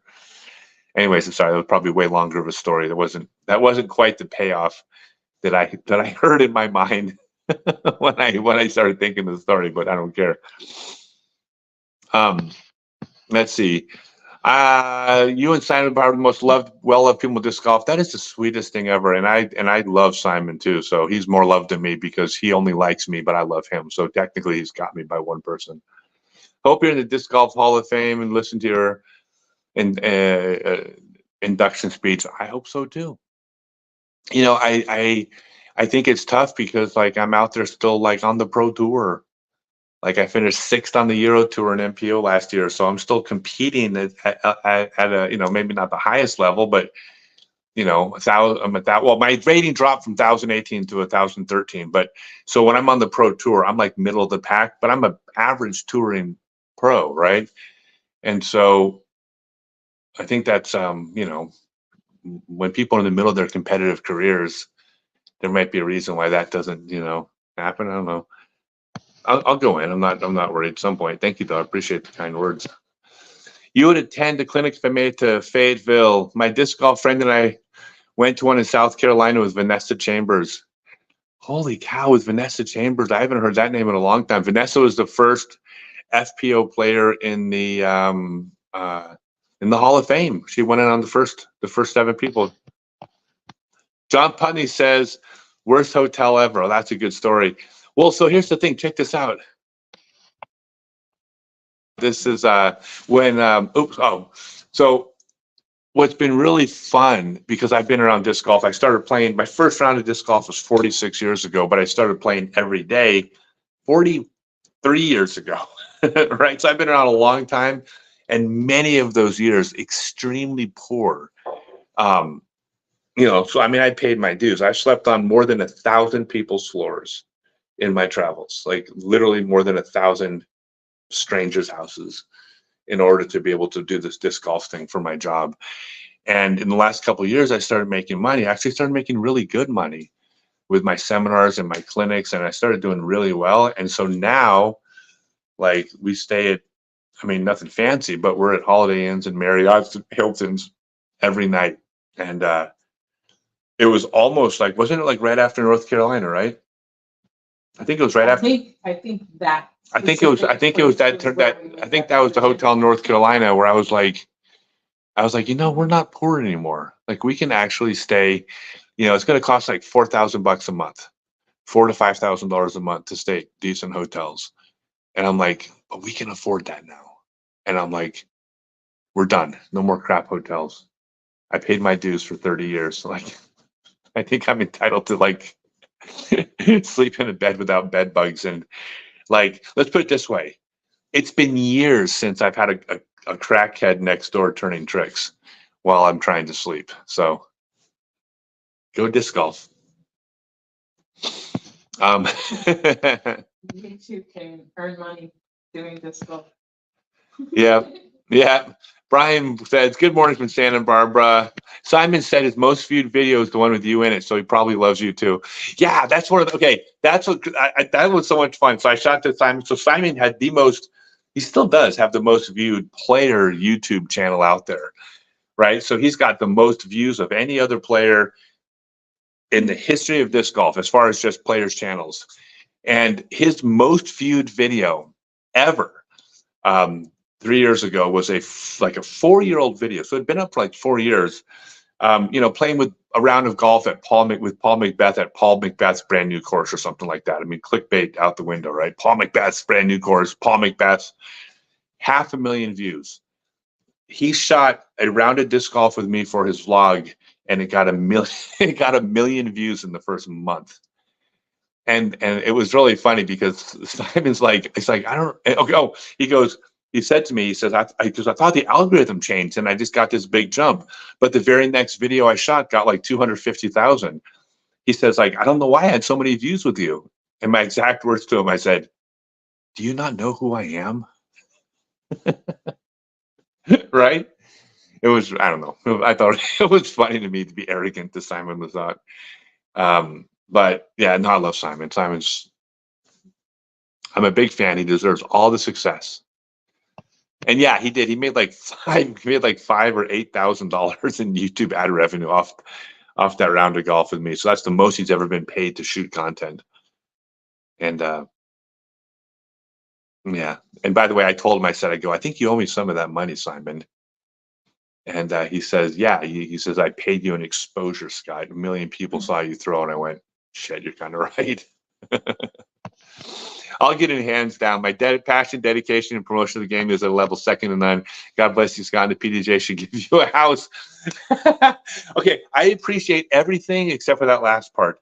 I will never own a home. Okay, so you all might have heard this before, but this is not an exaggeration. If you take away my work stuff, I bought a tour van for merchandise, my golf discs, my tour clothing, my golf bag, my umbrellas, right? If you take away my tour stuff, every single thing I own in the entire world can fit into a backpack. I don't have a storage unit. I don't have a box of stuff at my parents' house. Everything my girlfriend owns fits into, she got rid of her backpack. Well, it broke, so she bought a suitcase. Everything she owns is in a suitcase. So we don't own a single thing that we can't pick up and carry with us onto a train or a plane. And we are never going to have a house. We are never going to have a home. We're never going to own stuff. We are absolutely just, this is how we live. So if you've seen this shirt before, it's because I own 6 shirts. I mean, literally, I own 6 shirts, 3 pairs of pants. Well, 3 pairs of shorts, 3 pairs of underwear, 3 pairs of socks, a pair of shoes, and computer, notebook. That's it. I mean, bathroom stuff, old man medicine, stuff like that. So yeah, so I don't want a house, PDJ. You don't have to buy me a house. You don't have to do anything for me. Just start making good decisions. and don't harm my sport. Oh, oh no, like even though I'm plugged in, the battery is still trying to die. Oh my God, you guys. Uh, oh wait, the charger from the purse. Hold on. If I disappear, I promise I'll log back in a second. The charger from the purse works so much better. It's so much better than the wall charger. Yeah, and then I just need and the one, but let's put the one from the person first. No, this is the best one. This is the best one, better than the one from the purse. Absolutely the best one. Really? Well, it's as good as the one that you just recently. Okay, because the one from the purse, this has happened before during my live stream, and it charges it back up. All right, cross your fingers, everybody. We'll see. We switched power cords. Wow, you're impressed. You're an awesome veteran of the sport. I'm also old. That's all it means. Disc golf saves lives. 20 years ago, never dreamed a reasonable living was possible as a pro disc golfer. Legendary. Yeah, it's wild. It's really cool, and I'm totally digging the fact that I'm not poor, but I paid my dues. You know, like here's one of the things I thought I probably won't do this, but this is one of the things that crossed my mind because I'll be sponsoring players soon, and I'll be sponsoring touring players, and I was almost thinking as part of my brand is that I wouldn't sponsor you if you don't do at least 1 year, even if I'm sponsoring you, 1 year of sleeping on people's floors. And just because like I'm not knocking anybody for the contracts. I love that the kids are making a bunch of money, but there's something beautiful about going out and paying your dues, right? Like if you're in a band, there's something romantic's not the right word. There's something beautiful about a band going out and fitting 7 people into an SUV with their equipment on the roof, and then breaking down on the side of the highway and not being able to afford to eat, and then going and doing shows where the entire band's promised $200 for the evening, but they don't sell enough tickets, so the band gets $60. And like, there's something about that process to making it as a rock star that I think is humbling, and it makes you appreciate things. And like I want players to get to experience that.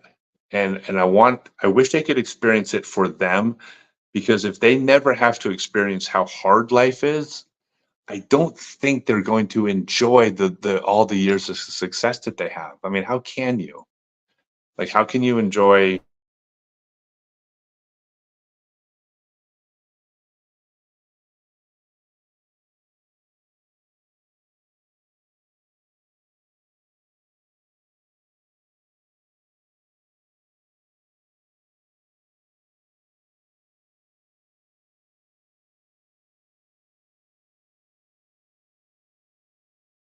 back?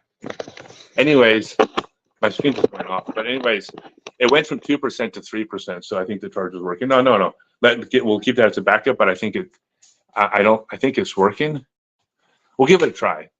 Anyways, I think it's best. I think people, like, they should struggle in order to appreciate, because struggling for 1 year to appreciate the next 40 is way better than not quite appreciating 41.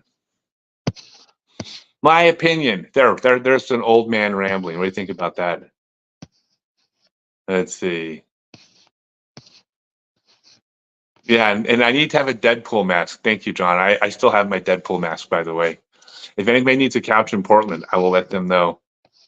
How many talented disc golfers are yet undiscovered, and you can make it convenient for them to get the attention they deserve?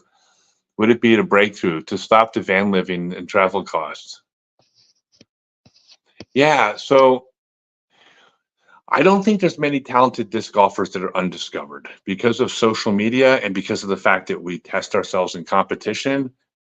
It's kind of hard to be anonymous. I have and I'm not announcing it. So if you know who this is, don't post it in the comments.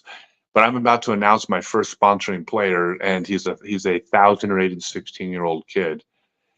And it's not a mystery because they're like, so it's not really so much undiscovered. what I want to do with my company is I want to help the young players learn the business of disc golf. Like there's things I can offer that a company that can offer more money either can't or won't. And one of the things I can offer is taking a young kid out on tour and saying, look, you got a career in disc golf, kid. Let's suppose you never get above 1,020. You get, you go out on tour for 3 years, you get, a couple top 10 finishes, maybe a top 15, you're 1,018 rated. You go out and do this for 4 or 5 years, and you kind of plateau at that 1,018. Most people would consider that a failure. And what I will teach the kids is, no, those 5 years you just spent on pro tour in the middle of the pack, you can parlay those 5 years to the next 40 years of your life, not sitting in a cubicle, not laying bricks, not, taking people's money at the cash register. You can take those 5 years and parlay that into a disc golf teacher, a disc golf course pro, getting your own course opened up, starting your own product line. Like, there's content creators. There's so many things you can do to have a career in disc golf, because you've now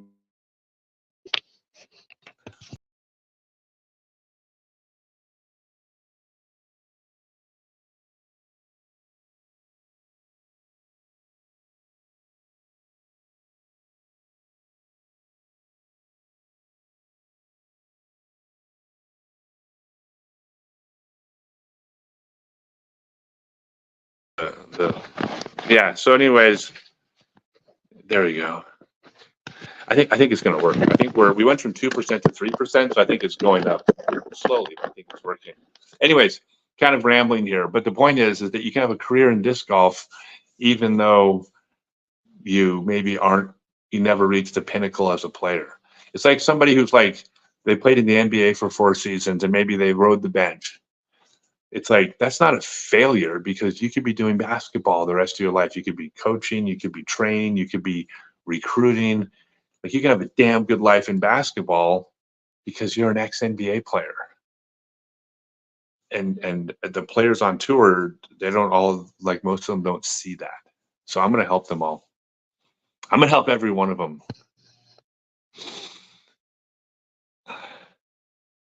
Hey, disc golf. Hello, Marie. Old people are cool. Some of us are awful. Yeah, by the way, we're at 4% now, so that charge is working. You were correct.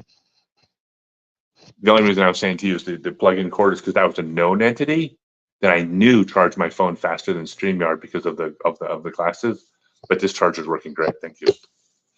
Anyways, okay, I'm off the old man. I wish I mean, I'm not rooting against Kristen, but if she would take like a 12 on a hole, it would be a hell of a lot more interesting. Now, we do have a match for second place. Holland's 2 over. I don't know what's going on with her. But, all right, we have a commercial. I'm gonna start tuning and watching a little more of the golf now. That it's kind of, I didn't realize it got interesting. I was talking to you. It's so great that you inspire the up-and-coming young players. I know they appreciate your sincere efforts to become a possible pro disc golfer and teacher of the game to others. Yeah, so here, okay, I'll give you guys the 50-cent speech that I've given probably 50 players when I've taken them out to eat. I'm going to let you guys in on the patented lecture that I give. Would you call it a lecture? Yeah. I kind of lecture them a little bit. I think they would call it a lecture too. They would probably call it a lecture too. But the thing is, I'm lecturing them because I care about them. These are my friends. And I don't want them, like, look, I'm not knocking people, anybody that works a job and pays their bills and supports their family. This is not a knock on anybody for doing what it takes to survive in the world. But if you're one of the people that has been given this gift, like, I don't care how hard you work, you had to have a bunch of things, lucky things happen in place for you to be able to play a sport for a living and be competitive and be good. A lot of the cards had to line up, and they don't need to hang drywall anymore Like they've managed. They got this gift that says you don't have to do things that you don't want to do 50 hours every week for the next 30 years. And I want to help them all achieve that. So I take them out to eat. And so what I tell them, here's the speech I give them. It's not really a speech, right? But I tell them, I go, you're a professional disc golfer, right? I said, if you're a professional disc golfer, then there's two scorecards you're playing on, right? There's the disc golfer part of professional disc golfer. And that scorecard is how many strokes under par, wins and losses, ranking, player rating, you know, it's how well you play. But the professional part of professional disc golfers is on a separate scorecard. And the professional part of disc golfer is your bank account. And to think that doesn't matter is crazy, because your bank account dictates how much stress and anxiety you have in your life. It dictates whether you can do disc golf for a living. It dictates whether you can pay for your kids' college. It dictates whether you can retire someday. Like it dictates whether or not you can afford medical treatment. Like it dictates whether you can have fun toys.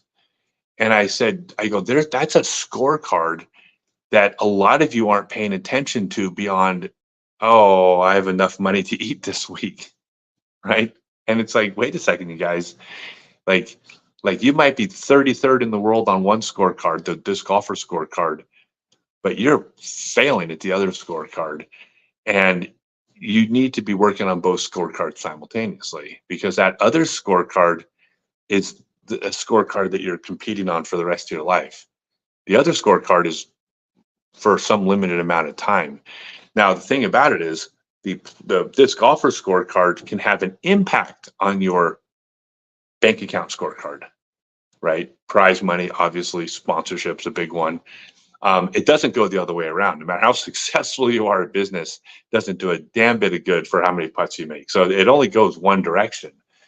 But it only goes one direction a little bit. How well you play if it affects your financial scorecard in a majority way, then you're doing something wrong, because you should have things in place where how well you play has a tiny impact on your bank account, because you're building other stuff. And so that's kind of what I'm trying to teach them, is that there's a whole part of their world they need to be focusing on at the same time as they're playing. Even if it's not their primary focus, they need to be building that brand. They need to be building their followers. They need to be doing those things, because, you know, that player scorecard, you're going to hang that up someday. So anyways, yeah, that's my little lecture I give them. It's the 2 scorecard lecture. All right. Is that Jen Allen? Is that Jen? That's Cat. Oh, that's Kat. Oh, God. It's kind of stuttering. So Yeah, I can't see the screen very well. It's stuttering on the screen. Yeah, by the way, so Holland just took a vote, by the way, so Holland's now tied? for second, I think. But What is I going on? didn't see what Evelina did, but See, look at that hole right there they're playing. That wide open hyzer hole. Like I don't understand that. The FPO players are better than that. Let's see. Will you please get me a cup of instant coffee? There's a cup right next to the sink. You can just use hot water.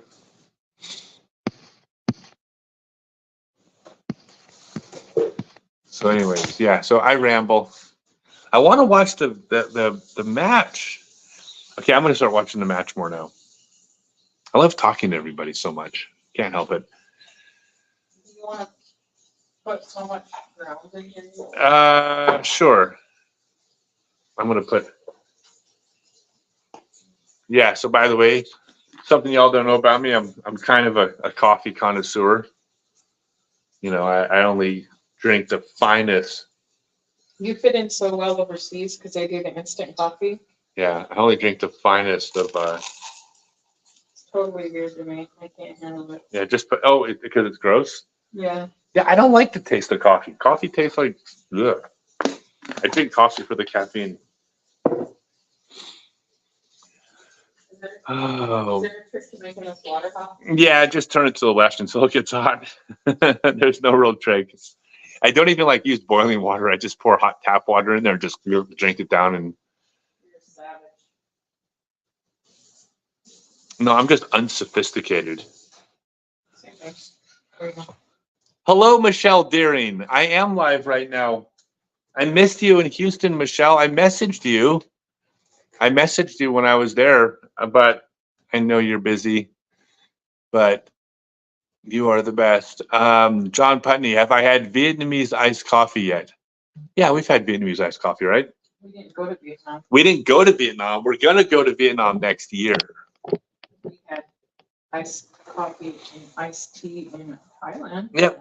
And we had Cambodian coffee. We had Cambodian coffee. Yeah, Michelle, I promise you, I'll send you a screenshot so you don't think that I'm making it up. Of course I messaged you. I would have come to Houston and not messaged you, but I didn't hear back, so I just assumed that you're busy. I know that you're busy. I know that you're having a blast with the kids and stuff. So, yeah, Michelle's one of my besties. Is that still a word? Do the kids call them besties anymore? I don't know. Only for Swifty, I think. What's a Swifty? Taylor Swift. Wait, what's a Swifty? Taylor Swift fan? She has a name for her fans? Yeah, of course. Everybody does. Everybody does? Mhm. Do I need a name for my fans? Yeah, obviously. By the way, I hate the term fans. Like, I never like that. By the way, go look back at all my videos. That's right now, this second is the first time I've ever referred to people that followed me as my fans. Right this second is the first time I've ever used that word because I hate the words because I think we're all friends. But we need something. Okay, so I'm gonna let y'all in a secret. Y'all want to hear a secret? So I'm gonna start a cult. So, and it's gonna be but it's not one of the bad cults. Like, we're never gonna drink Kool-Aid with cyanide in it, as far as you know. At least, let's put it this way. Even if we do drink the Kool-Aid with cyanide in it, it's gonna be like years from now. It'll be on the disc golf course. Everybody will care. Yeah, we'll do it on a disc golf course. No, so we're probably not gonna drink a lot of cyanide-laced Kool-Aid, but I'm gonna start a cult, and the whole idea is that I want to build a cult of people who are like successful, but I love the idea of having people that were not as successful at certain parts of their life and then want to become successful. And by the way, that's not determined just by money, right? It's like that's part of it, but also physically healthier, happier. Like all like I want to build a cult of people whose lives are like radically improving. But it's not only going to be people whose lives are improving, because you also need people in the cult who have always been successful and who are happy and healthy, because those are the people that we, myself included, learn from, right? The people that are doing it right have something to teach. So we don't resent the people that are successful. Instead, we're like, oh, what can I learn from you? Anyways, that's going to be the whole idea of my cult. Now, if you think just because this is a cult that I'm going to want to sleep with all of your wives, yeah, of course I do. Obviously, it's a cult. Like, why else would I start a cult? But if you can get past that part, should I say that on my stream? Probably shouldn't. No, you shouldn't. I shouldn't say that on my stream. Okay, I was told that I shouldn't say that on my live stream, so let's just say I was totally joking about that part. Okay, can I tell them that they need to sign over their mortgages to me if it's a cult? It'll be in the fine print. Okay, it'll be in the fine print. So, okay, basically just you're gonna have to, okay, for sure you're gonna have to sign over your mortgage to join my cult. But it's gonna be a good cult. And everybody's gonna live on this big, huge commune, but it's the thing about the commune is it travels. It's gonna be a bunch of buses, and we're gonna be traveling around the country or around the world playing disc golf and Maybe showing we up. should get a big yacht. A big yacht to travel around the country? Everybody, no, the world. No, I could get a big old, oh my God. Okay, if enough of you sign, Afraid of flying, so if enough of you sign up for your mortgages, I can turn those mortgages into a yacht, and our cult can join the yacht. Doesn't that sound fun? there you go. And it'll be like the biggest party yacht ever, except, oh, I got bad news for y'all. No drinking. Can't stand drunks. So part of my cult. You can't be. Make it sound so unappealing. I make it sound so You're unappealing. never gonna get anybody.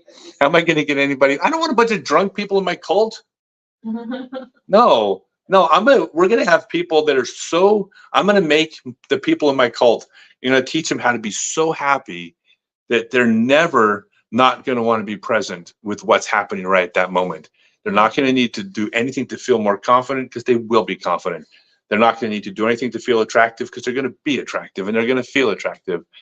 And they're not going to need to do anything to be more social because we're going to be in a group of people that everyone likes each other and like being social is easy. And people aren't going to want to drink because they're going to want to be present in this beautiful moment that I'm creating with my cult. And all you have to do is sign over your mortgage after you sign fine print, right? No?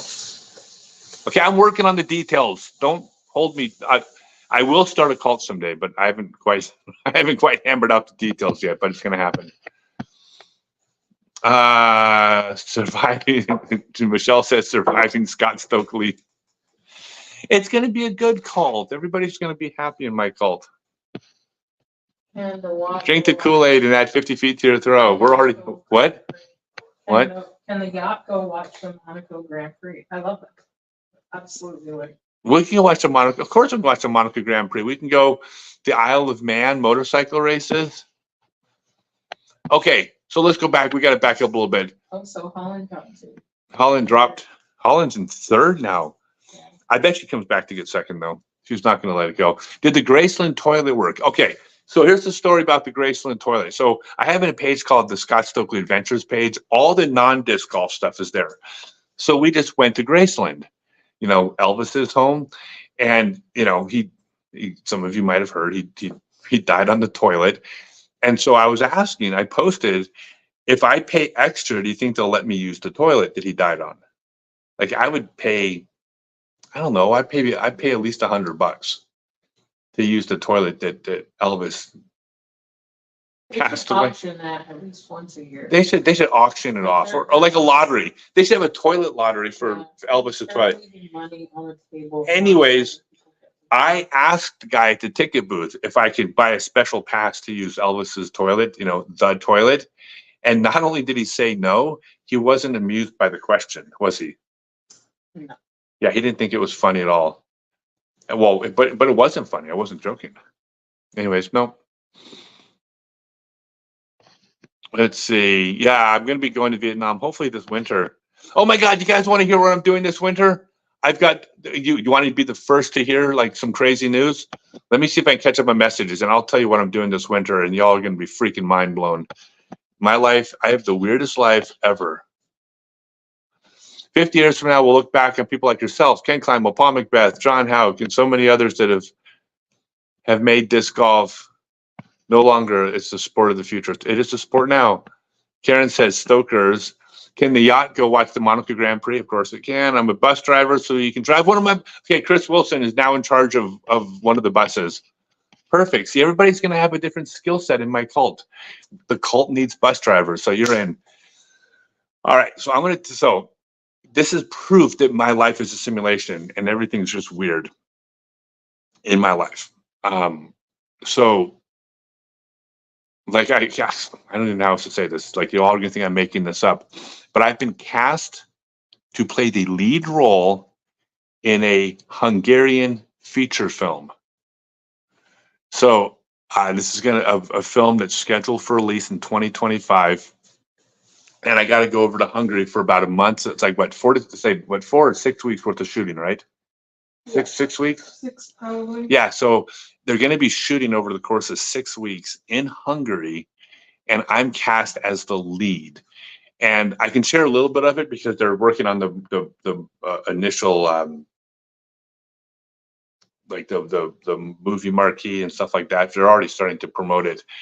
So they're getting photos for me to put together in the thing. But basically, the movie is I'm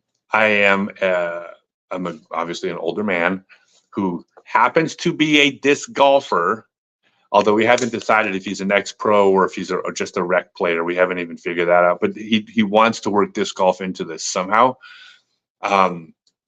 it's not part of the movie, but it's part of the character. So I get to play a disc golfer, but I'm estranged from my daughter.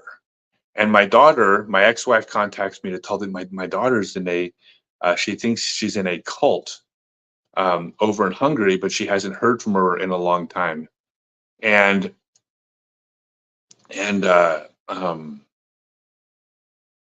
I'm going over there to try to find her and hopefully rescue her from this cult. And because I'm an American, I don't have to speak Hungarian because the whole idea is I don't speak the language. I'm a stranger in a strange land, right? I'm over there trying to navigate my way and then meeting people along the way, and some of them are helpful, some of them in the way. And I won't give you any more details to the plot than that. It's, you know, if it sounds like Taken from Liam Neeson, the only thing I can tell you is that my character is not a freaking action hero.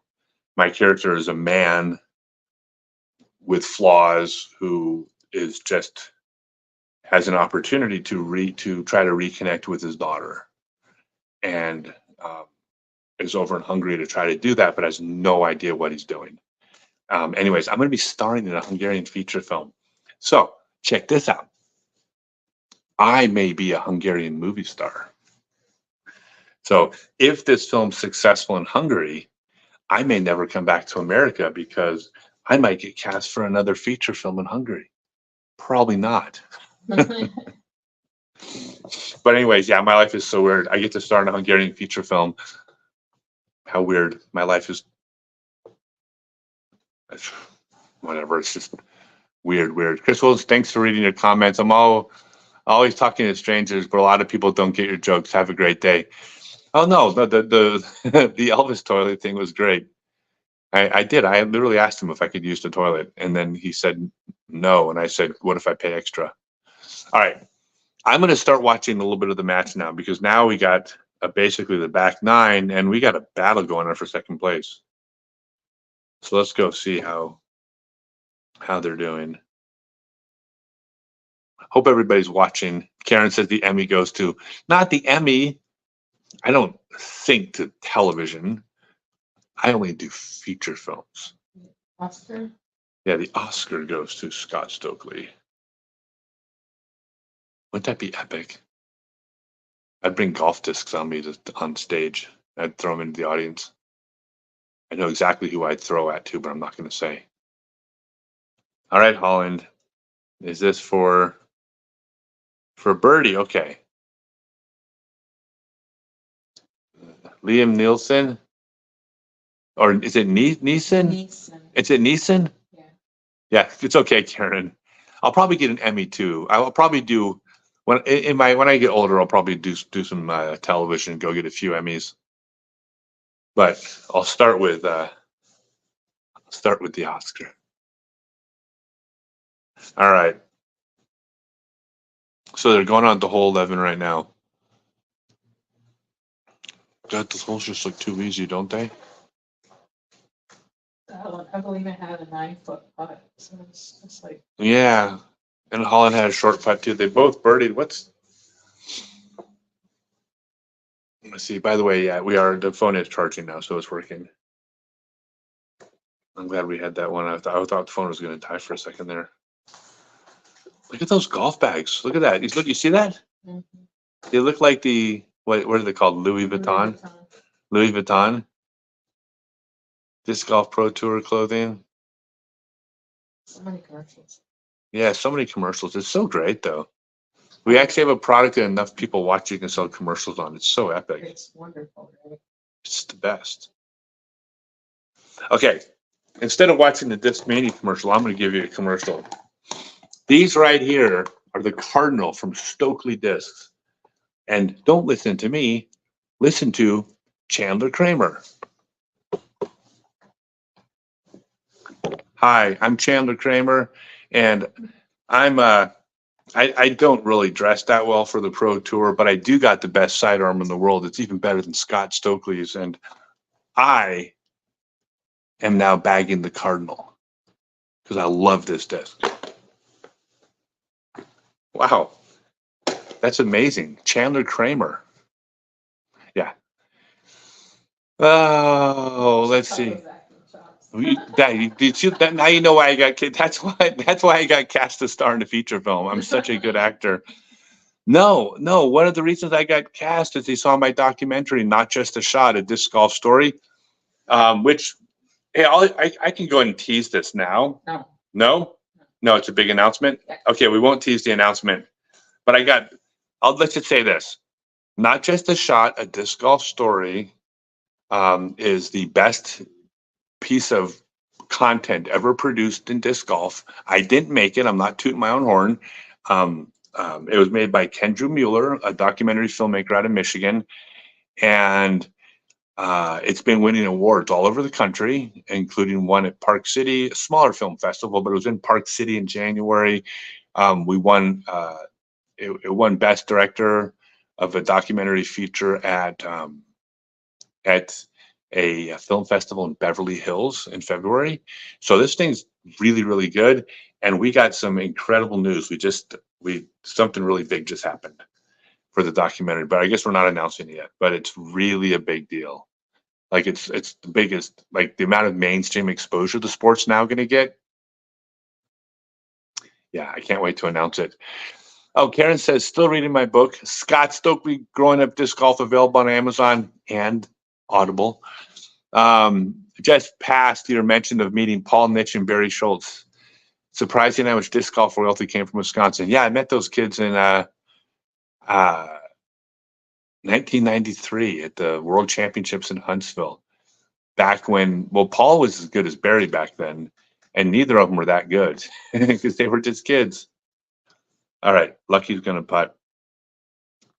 Is she actually within contention in second place now? I think she's 4.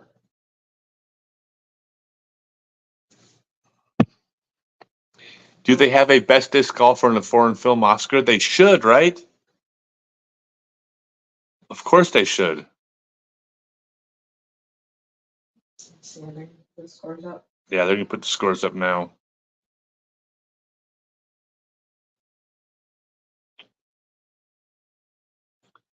That's crazy. To think I'm going to have commercials up on Disc Golf Network for Stokely discs. That's just wild to me.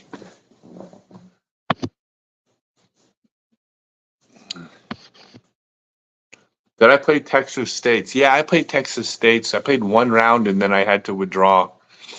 That was the one in Houston, right? Mhm. Yeah, I need to go get surgery. It's just stupid. It's unbelievable. Nothing to do with throwing injuries. I don't get injured or even hurt throwing because of the Stokely disc golf method of throwing the way your body's meant to move.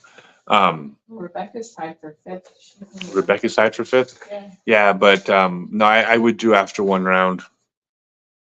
The thing I'm so mad about is that if anyone here has been following me for the past 2.5 years or more, 2.5 years ago is when I said I was going to go on the pro tour in 2022. So this is back in 2021.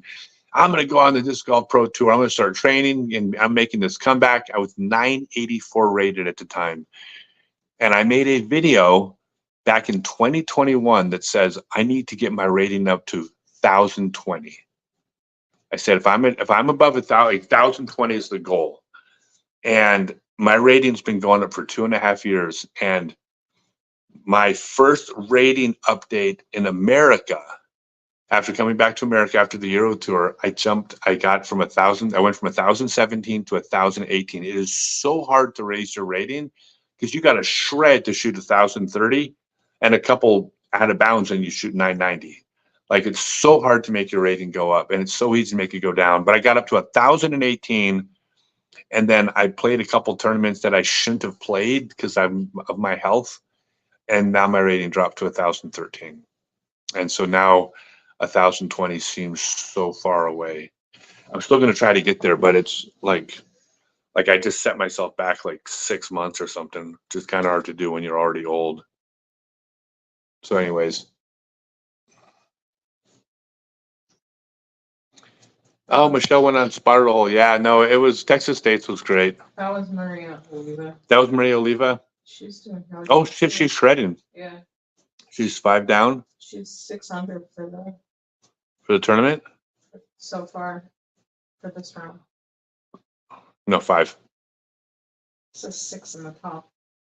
Oh, overall, Oh, because that's overall. yeah, 500 for the round. Let's see, Kristen Tatar for birdie.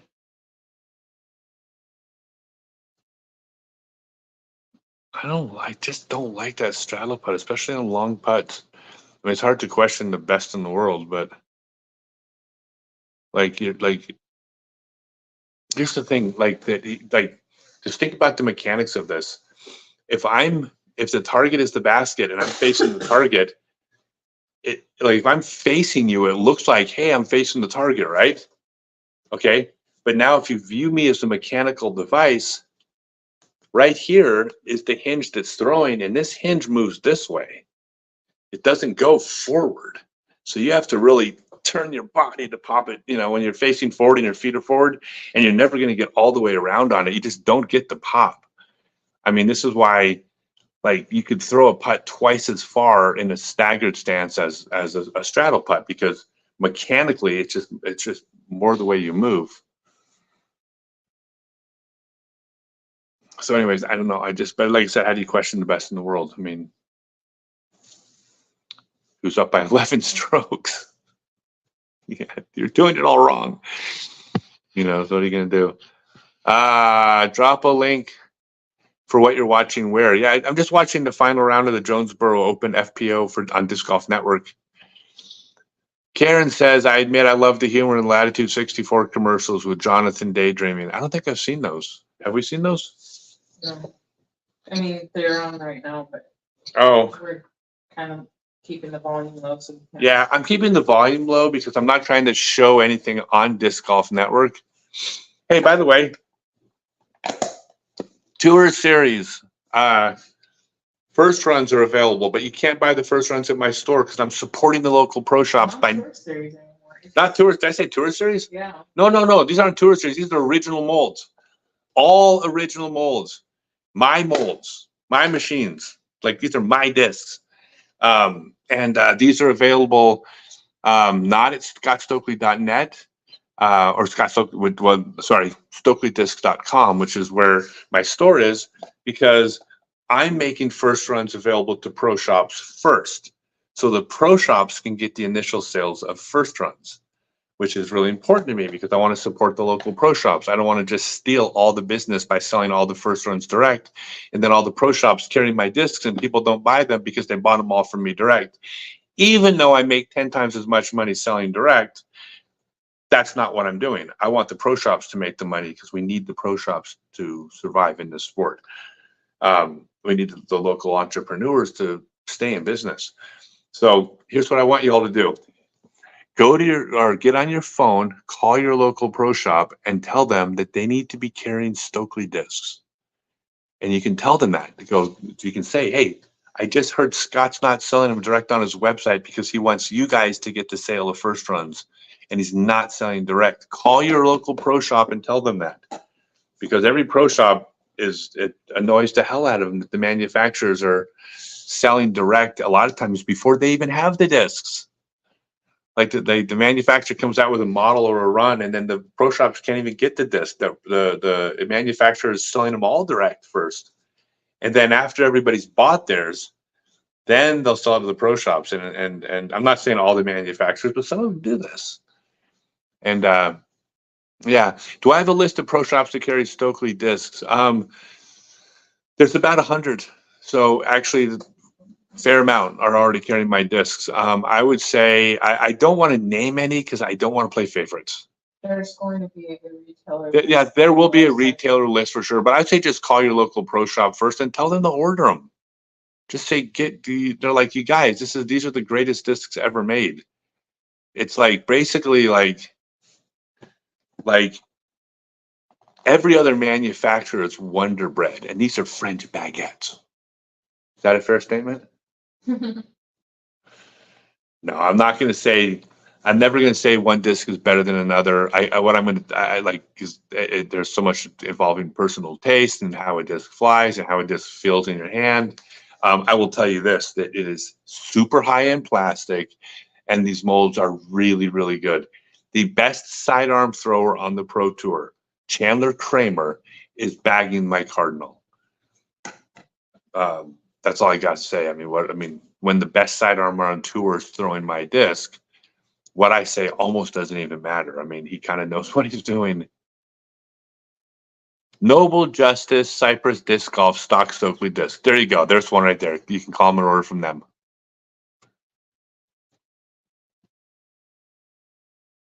Look at the Paul Macbeth Foundation. That's so great. Yeah, Michigan. That's the same event that Chandler Fry went to, I think.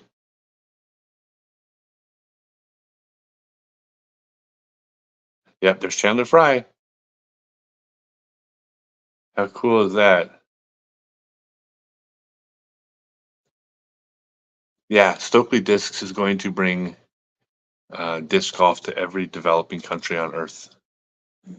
Once I'm a little more established and actually showing a profit, I will be pushing all that money into. I have 3 major projects that I'm doing with Stokely Discs. By the way, if any of you follow me, you know how I give away my prize money and all this stuff. Like, I don't give a crap about money once I've made enough. Everything I make that I don't need to live or keep the company going, I will give away. That's just what I do. I will not die with money stuffed under my mattress. I got 3 projects, 3 categories of projects that I'm funneling all the Stokely Disc profits after I pay for our life. Number 1, I want to bring disc golf to every developing country on earth. I'm not going to be putting in one course at a time. I have a program and a plan in place that I've already laid out the whole model of exactly how this is going to happen. But this is on a scale that nobody's even touching right now. So I'm going to bring disc golf to every developing country on earth. Number 1. Number 2, I'm going to be working to provide disc golf, adaptive disc golf classes and facilities so everybody can enjoy our beautiful game. Because right now, most people can enjoy it, but not everybody. And so I want to make disc golf accessible to those people that don't fit into the normal model of disc golfers. And number 3, I am going to be funneling a portion of this money into disc sports that aren't named ultimate and disc golf. So sports like freestyle, double disc court, guts, they're probably the 3 big ones. I actually have every intention of pushing money into and helping the growth of those as well. That's like a charity, because like I'm not gonna make money from any of those. So this will be like donations, but I want to make sure these sports survive and hopefully thrive. I don't think they'll ever become big and mainstream, but at least they can. I want to make sure there's at least we make sure they don't go away. And that's a fear of mine, even though some of them are doing better than others. But anyways, yeah, I'll be pushing all the money into those 3 things. That's a for sure promise. I don't care about money. I give away whatever I don't need.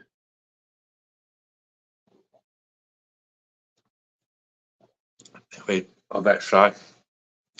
Wait a second. Holy cow. Is that Lucky? Mhm. Let's see. So Lucky's got a tough shot over the water. It's hard to tell in the angles, but it almost looks like it's a sidearm. But maybe not. If she clips the branches, she's in for a long day, because she's going to have to throw 2 throws later from right in front of her. Oh, it's not good. Oh, she made it safe. Holy cow, she went right through the trees. That was lucky.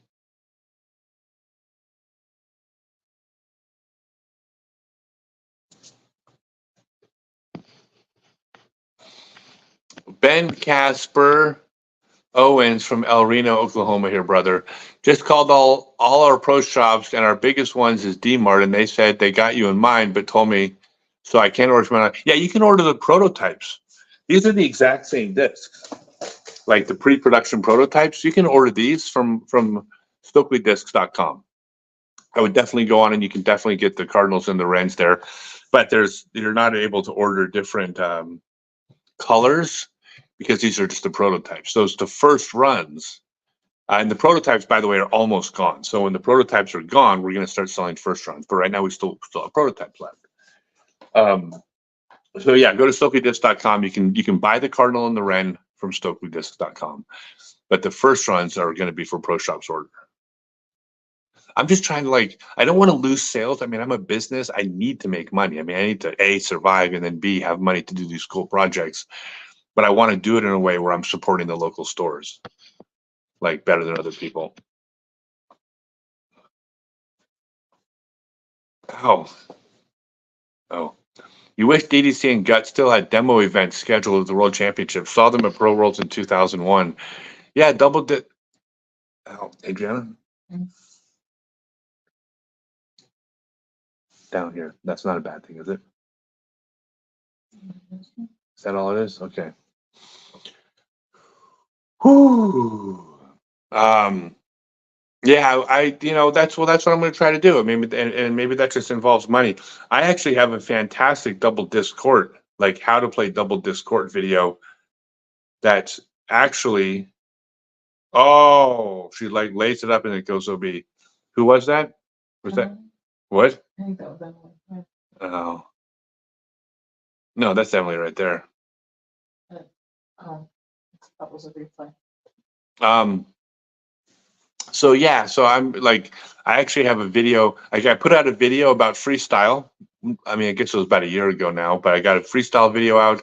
I have a really well done video about double disc court DDC that's coming out. I'm just finishing the audio.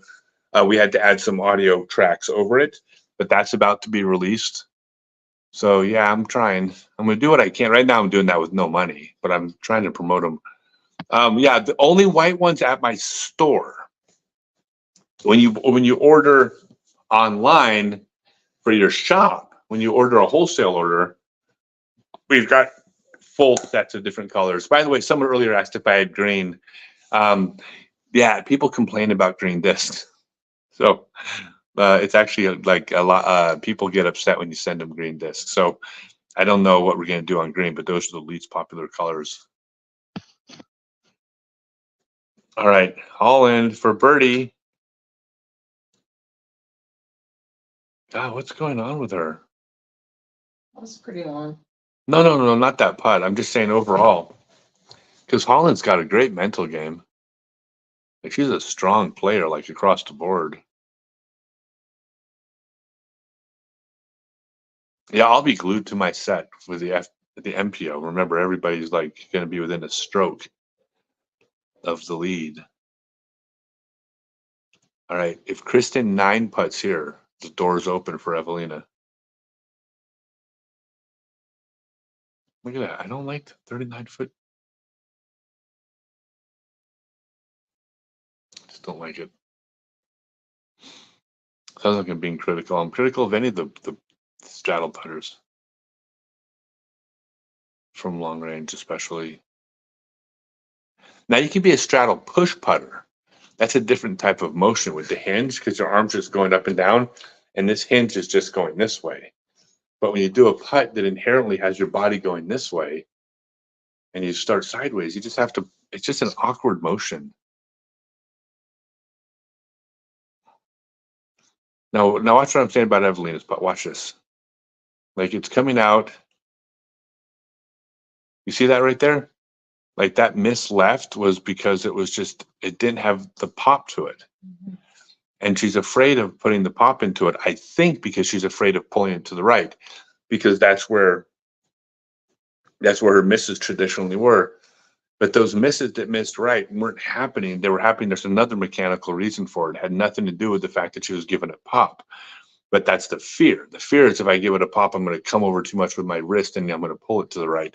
I'm not saying she's thinking that, but that is typically when somebody in that putting form misses left, especially if they just completely air putt and don't even hit anything from that distance. That's and to the left. That usually means that was a more aggressive putt there. That was better. She was more aggressive on that short putt than she was on the longer one.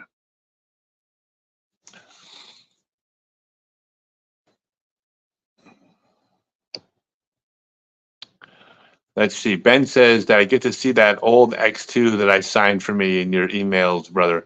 I'm sure I did. I see everything, but I get right now.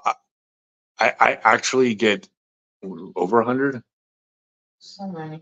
150, like probably 150 messages a day. Like I have basically full-time help doing nothing but answering emails and responding. I mean, I cannot keep up. It's I would say 4 to 5 hours a day is what it takes me to just respond to emails, respond to posts. Um, if I did it all by myself, I would spend 35 hours a week just responding to messages. So I have help. So I see most things, like I glance at them, but it's a blur. But when you buy some, could I sign yours? I'd be happy to, but I'll have to sign them in person because they're shipping out of Georgia and I'm not in Georgia. But come out to one of my clinics or seminars. I'll be out there. Eliezer made it up to 6. Eliezer is in 6th right now. 13 spots. I'm telling you, Eliezer is, and she's, Eliezer is the future.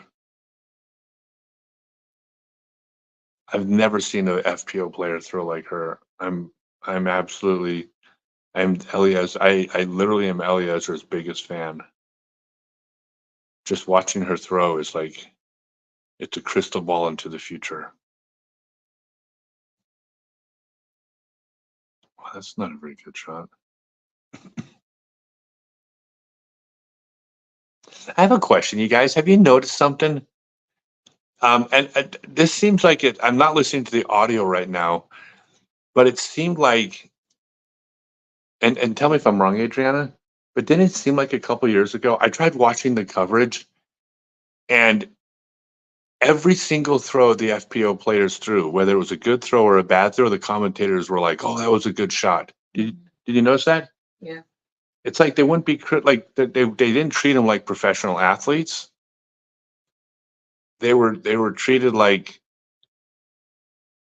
I don't know. I just didn't like it. It's like, no, that's a crap throw. No, she's better than that. No, she messed up. Like I don't understand what's wrong with saying that. Like if you're a professional athlete, you look. First off, if you're a professional athlete, you well, first off, not a professional athlete. If you're a public figure of any kind, you can't have a problem with criticism. And if you're a professional athlete, like you can't have a problem with someone criticizing you. I mean, this just comes to the territory, right? That's part of the job, is that you're up for public scrutiny. If you don't want to be criticized, then you could just go play by yourself, right? Like, and no one will see you play and no one will see your bad shots. But if you're out there playing publicly, people are going to have opinions. That's their job. And it seemed like they were afraid to give those opinions. Is that the feeling you kind of got too? Yeah. Like I would see bad throws. Like I would see like an FPO player would like miss a 20-foot putt and the announcer would say, "Oh, that was a really good attempt." Like the hell it was. It was a 20-foot putt that missed. It's not a good attempt. It was a bad putt. Like, I don't know. I think it's not treating them fairly when that's just my opinion.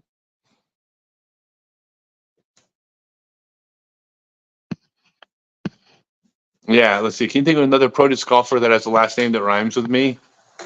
Well, Eric Oakley. A talk show called Stokely and Oakley. I like Eric a lot.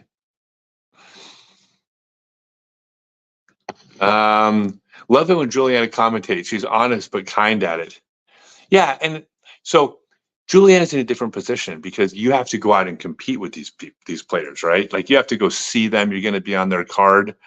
Like there's almost a conflict of interest where you have to be a little more delicate. But if you're just a commentator, like your job's not to be delicate. Your job is to call the match and to perform. I don't know. I think that FPO players should be treated like MPO players. Are they soft on the MPO too, or no? No, like they're like, yeah. And actually, a lot of the players that are out there, the commentators are out there competing with them, and still. But anyways, okay, I'm babbling. Constructive criticism is good, especially for the commentary team. I'm not even talking about constructive criticism. I'm talking about criticism. Or just calling it like it is. Or just call it like it is, just being honest. You don't have to candy coat it, we're watching it, let's see what happens. Yeah. Oh, Emily just canned a great putt. Yeah. Like, this might actually be one of the reasons why, by the way, I'm being a hypocrite here. I'm acknowledging being a hypocrite, because one of the reasons why I might not be a good commentator is I don't want to be harsh. So I think the other people should be harsh, but I don't want to be. I'm way too nice. I mean, I like everybody.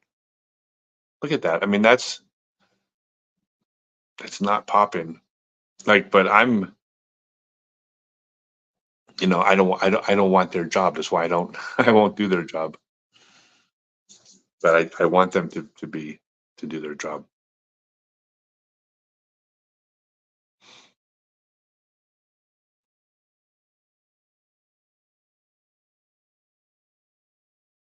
God, I don't like the way the streaming is choppy.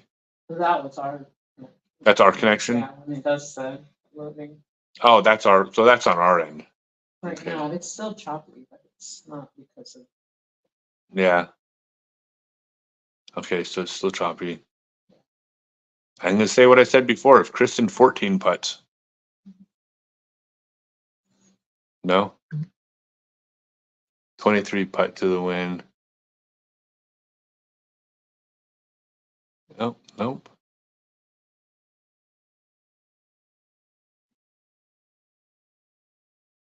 It must be windier than I thought, because the difference in the way they're playing today versus yesterday is night and day, huh? For sure. Yeah. Midwest nice. Terry can't seem to get out of his system. $30 says, I think we need to get Team Stokely up to Alaska for summer dictation. Discation? Oh, discation, like a vacation. I don't take vacations. Every single day I'm in a different city working.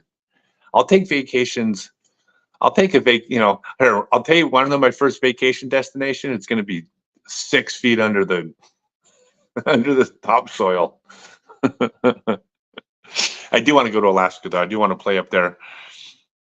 I want to go backpacking, but I'm afraid. I'm afraid of bears. Oh, who's that? Oh, lucky. Yes. What MPO Pro Disc Golfer has the best sidearm in the game, aside from me, obviously? That I know you left that part out, but that's what you were thinking.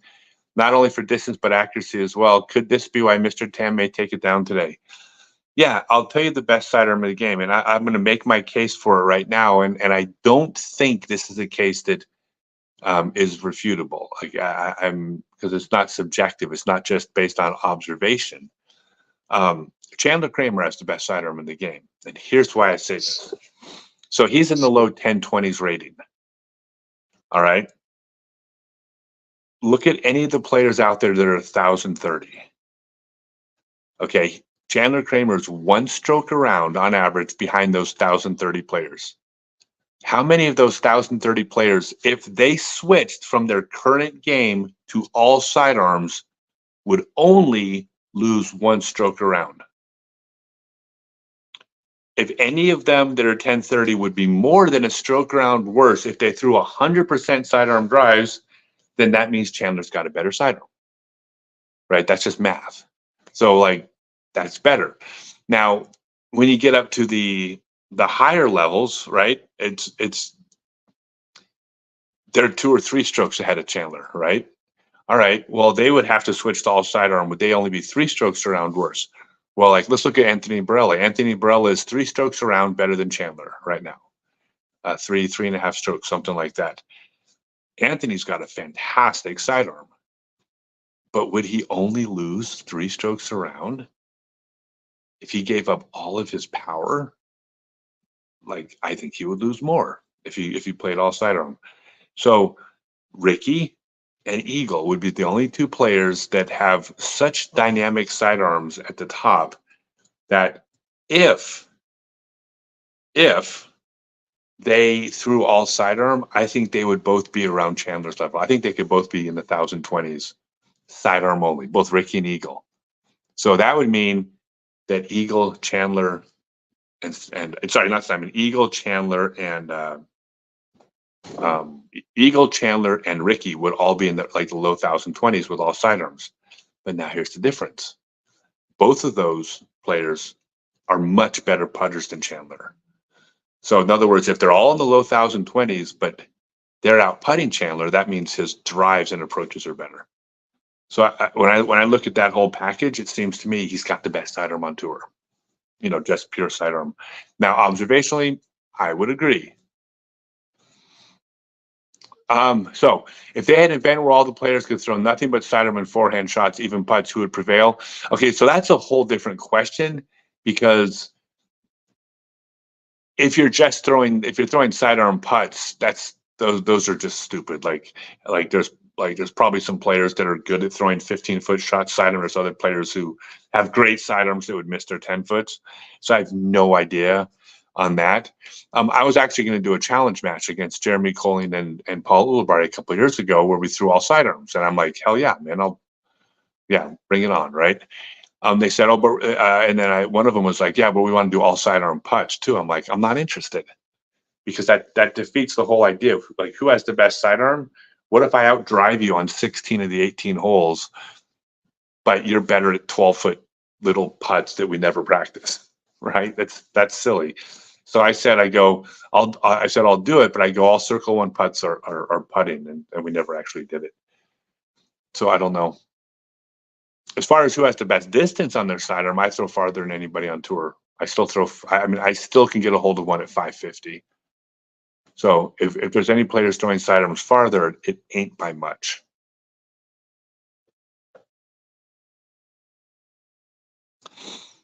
Look at Holland and Evelina. Doesn't look like Kristen's going to get to her 1037 round, is it? They said she needed what, 8 or 9? Yeah. It's going to be worse.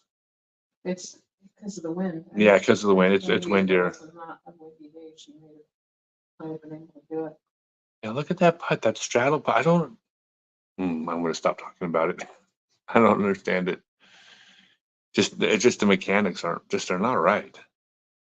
Well, I don't know why it seems more popular with the women, because the women should be engaging their legs so much more. That's obvious. The body taught that from a very young age, that our legs are so much more powerful. Well, that's everybody.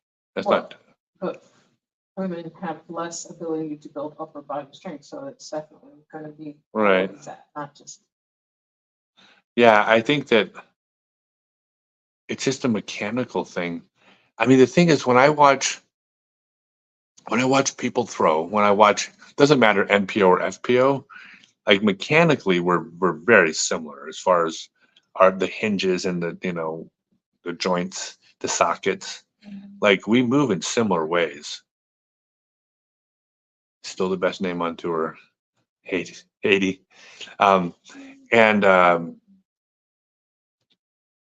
I just look at the mechanics of the way the body moves. When I watch a person throw now, I can't even just watch a person throw and just enjoy the throw.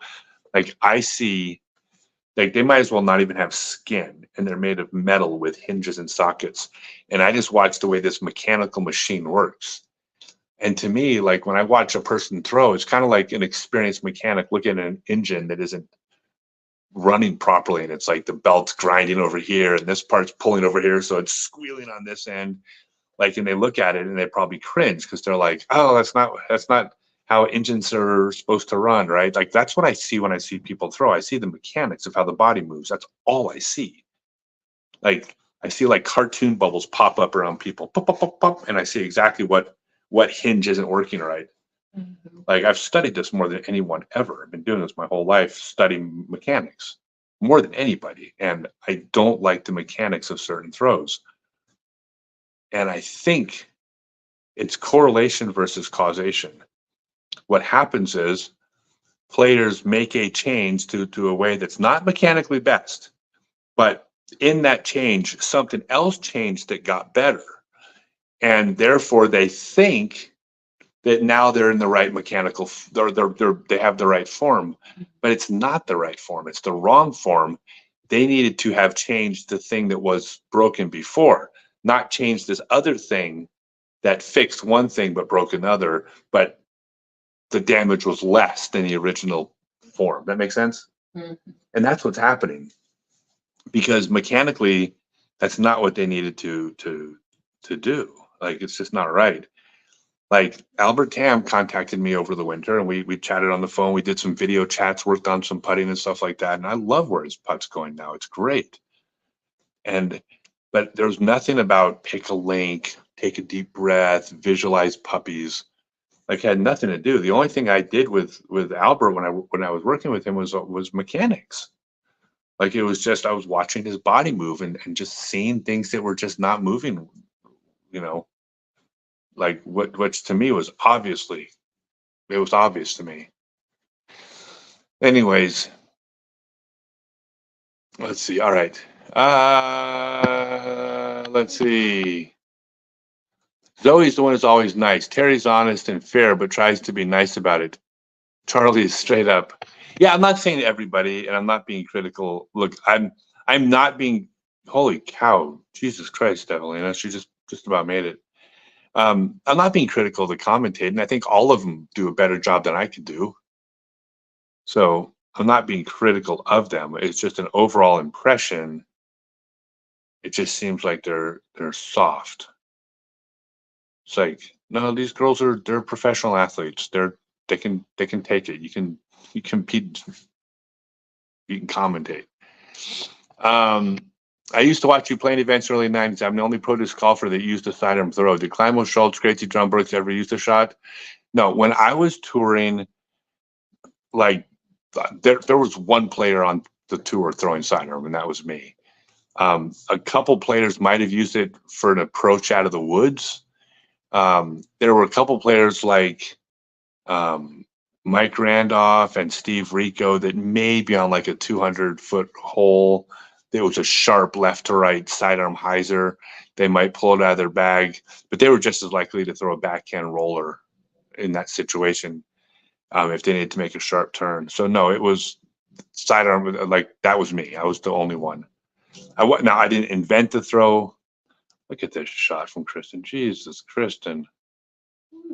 That's sick. That was great. So what's interesting about her, she didn't grow up playing a sport where she threw a ball, which is very unusual for a player to have a good sidearm who never grew up throwing things like a ball.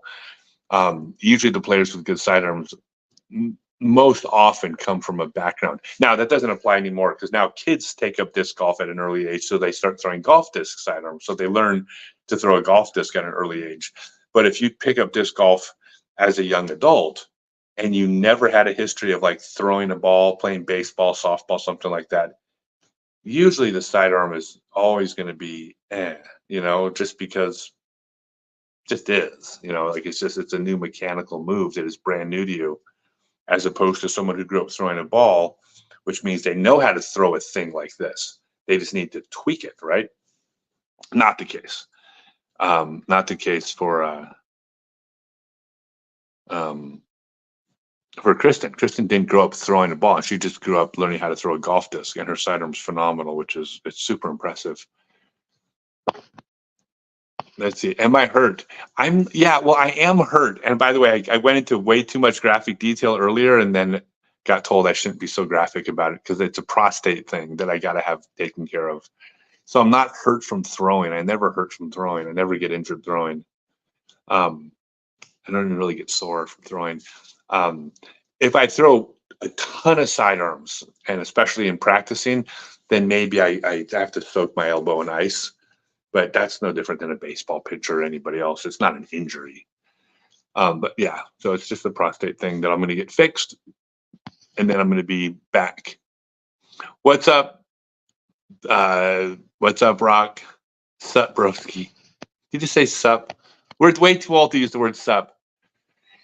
I would make a great disc golf DGN commentator, and you will be field commissioned into position against your will if need be. No.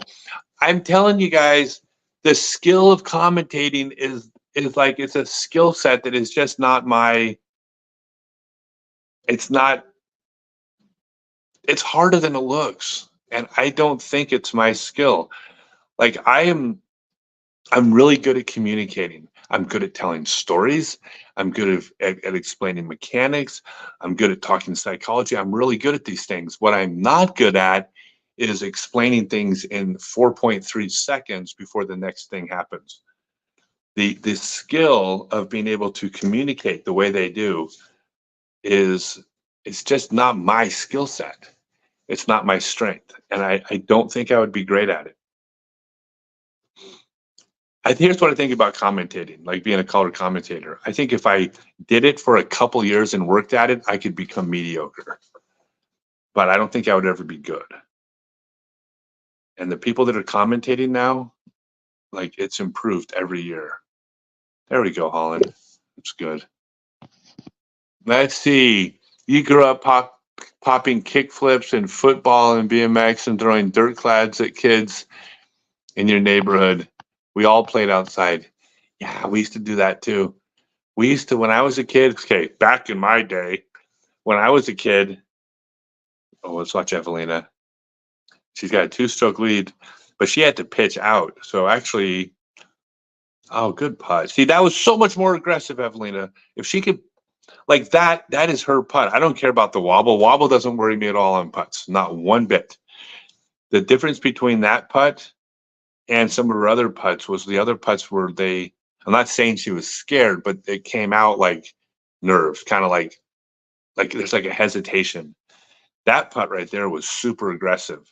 Like if she continues to putt like that level of aggressiveness, she's probably like several strokes around better than she is now.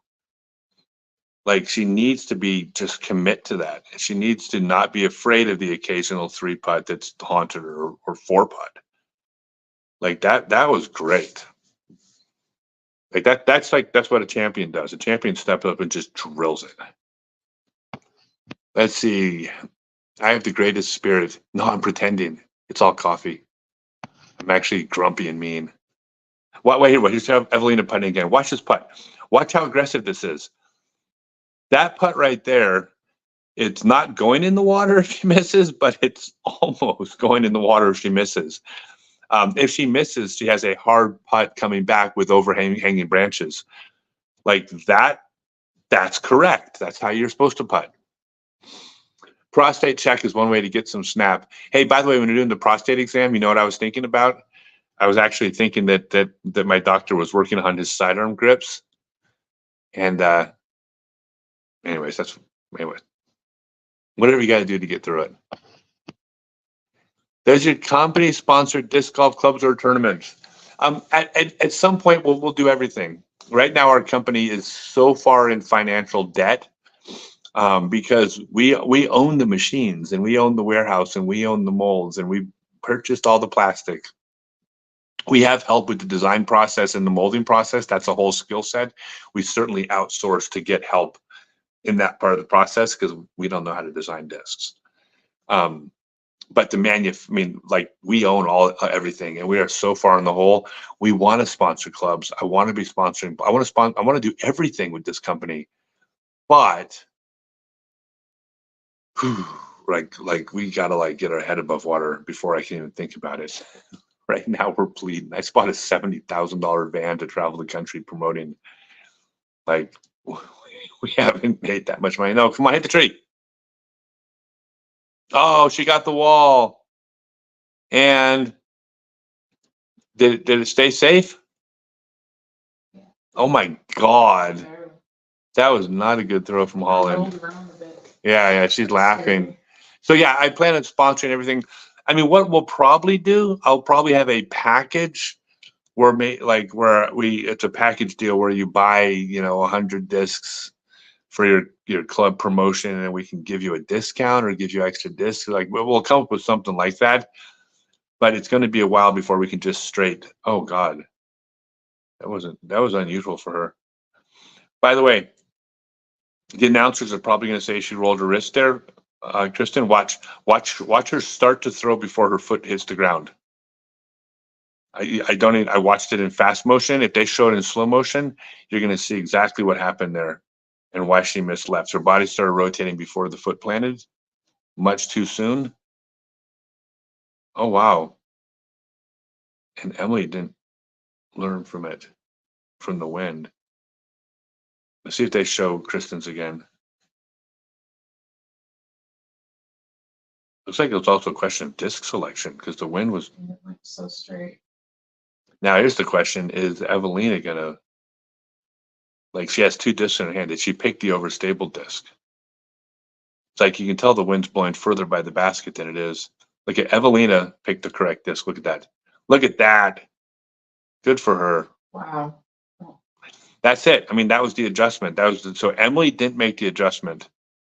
And then obviously Evelina did. Damn, that was really good. See, but you can see her plant her foot first. That's what you got to do. That's textbook. She's so good. Ooh. God, I wish I was out there playing. I won't be able to commentate. I still plan on playing for a little while. I still got a little bit in me. Goals. Yeah, I don't have extra cash for anything like that, but I will. I will. I have all sorts. I got so many plans. I got so many plans for this company. Like I'm okay. Can I share something with you guys? But don't tell. Please don't tell any of the other manufacturers.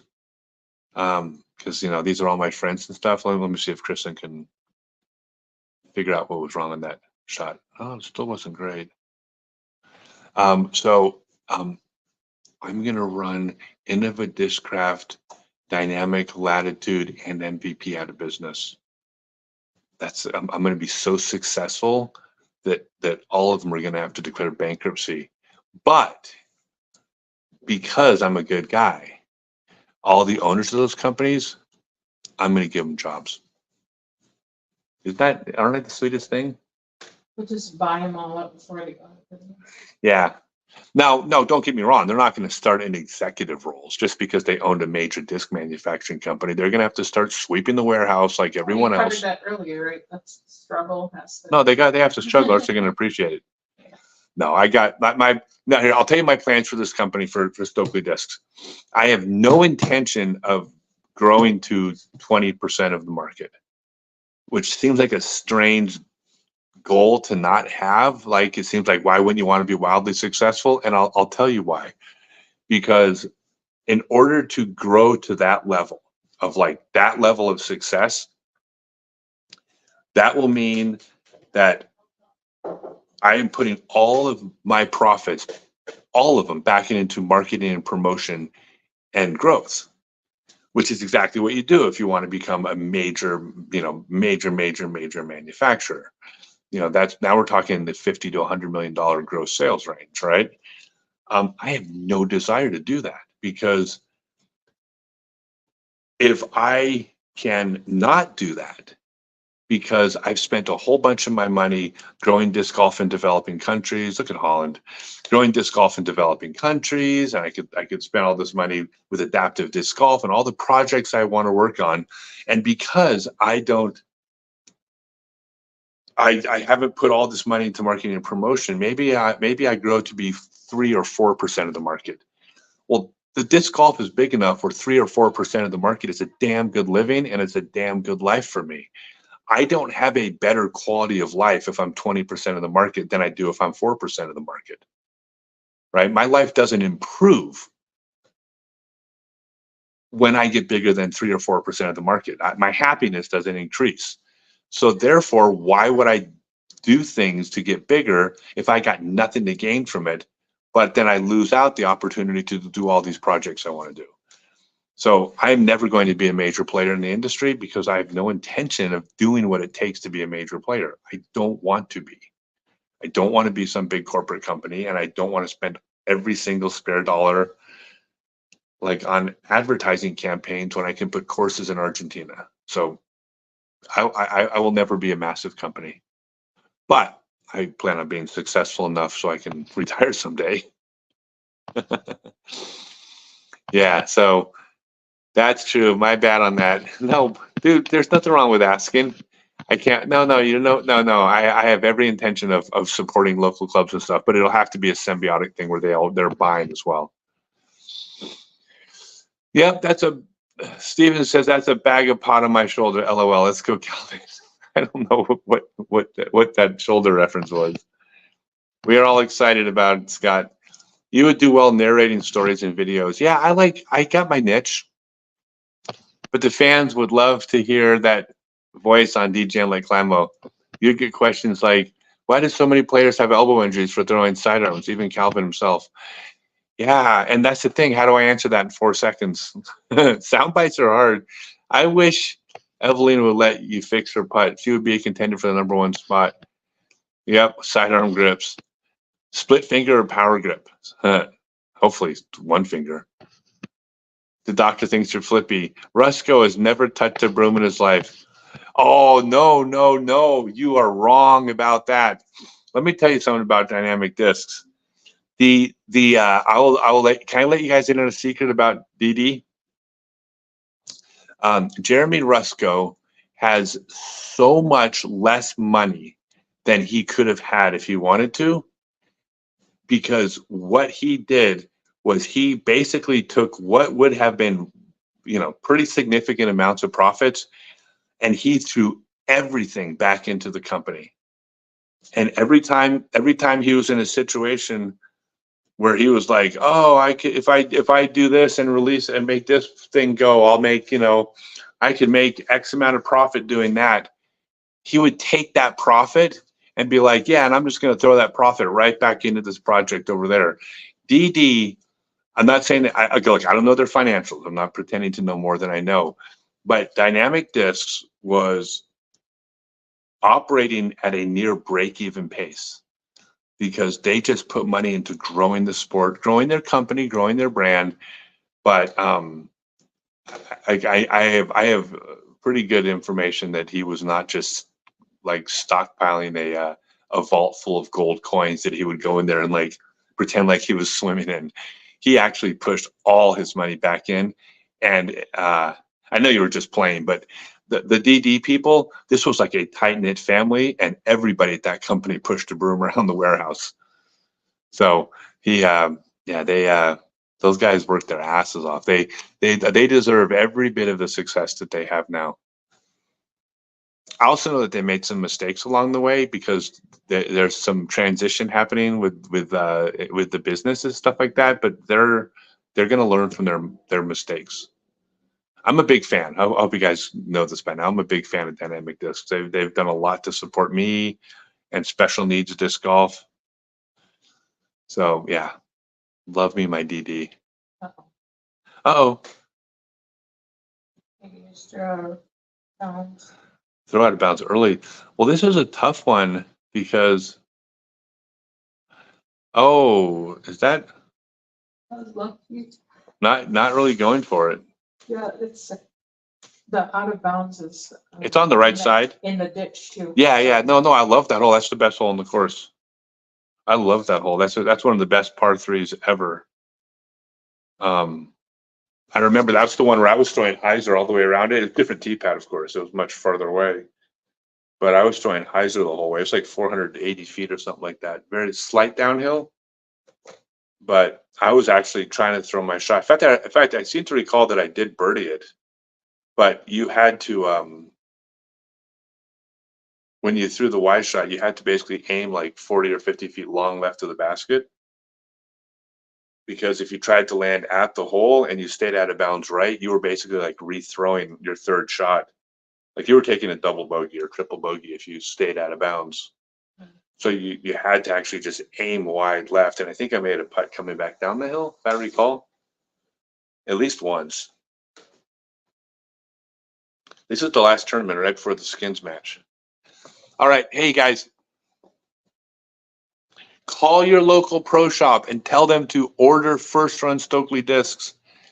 Call them and tell them that you want to buy first run Stokely disc, but they're not on Scott Stokely's store, stokeleydisc.com, because you're trying to support. He's trying to support the local pro shops and letting them get the sales of first runs. So don't not carry my discs. Okay. Hey, brother, can a sponsored pro bag your plastic too with their team molds? Like, can Owen Scoggins bag your disc? Rico and his brother stated, just like you are making all right, or started just like me. Yeah, so it depends. Chandler Kramer is bagging my disc now. And I don't want to announce anything, but there's two other players on the pro tour that have open bags, top tier players, including a top tier FPO player that has thrown the discs. They like them both, but they both like the Cardinals more. Probably because the Reds a putter and they have their putter already, but they're throwing them. So yeah, so I'm going to be getting into players' bags that have open bags. I also have one. I have a co-sponsorship arrangement with a major manufacturer that's going to let me co-sponsor a player. But that is a very specific reason, and it has to do with the fact that I brought that player to them and said, "Hey, this player wants to, but he still wants to throw my disc too." So they're creating something. They're doing an experiment with a co-branding or co-sponsoring with me, since I'm quote a competitor. Obviously I'm not a competitor of anybody right now. I'm so little, but I make discs, so technically I'm a competitor. So this company is being really cool by letting me co-sponsor. So yeah, I will be doing that for sure. All right. After 15 holes,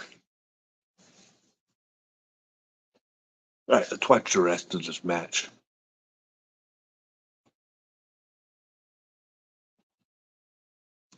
I wish they showed the basket and then like panned over to the person throwing. It would be really hard to do. But if they did that, then you could actually, like, you can't tell if it's a good shot until at the last second watch. Like right here, if you don't know where the basket is, the whole flight, it's like, is that a good shot? Is that okay? I don't know. I can't tell. Is that good? Is it good? Good. And you go, oh, okay. Circle's edge.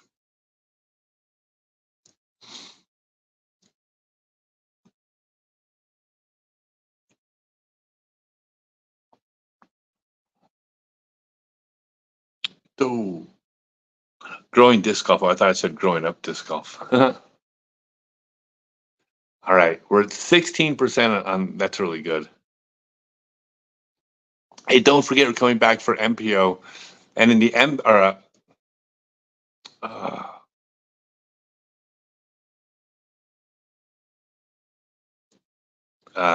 going to be doing the MPO as well.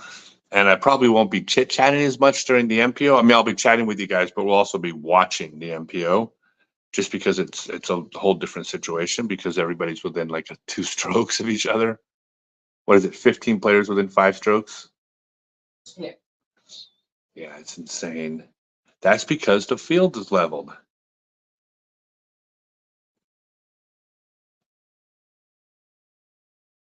I am surprised this is not Owen's type of course. This is, more of a Kristen type of course than Owen, but I still would have thought.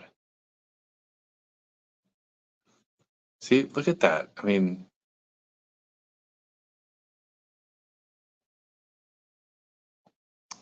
I don't like. Let's see, Holland. This is for birdie, right? Wait, this is her second throw? It's not her second throw. On a par 4. Wait, so that was the second throw on a par 4? Yeah. So her drive landed there on a par 4. Like you're really?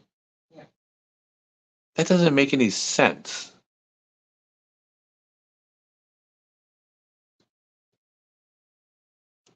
Emily for bogey, that's not good. I can fix anybody's putt because it's not about a one correct putting form. The whole idea of putting is you have to putt in a way where your body mechanically wants to move. You have to figure out your putt. You can't choose your putt. Your body chooses your putt. there's rules to follow. You're going to putt from, you're going to, aim with your follow through and leave your hand up and 2 motions back and forward. And like, there's some rules to follow, but the position of your body dictates how you putt. Like, think of it this way. I'm going to give you guys a silly analogy. Okay. Imagine if aliens from another planet were given a science project, and they said create, they explained disc golf to them, and they said create a mechanical device that putts. And here's the rules of this mechanical device.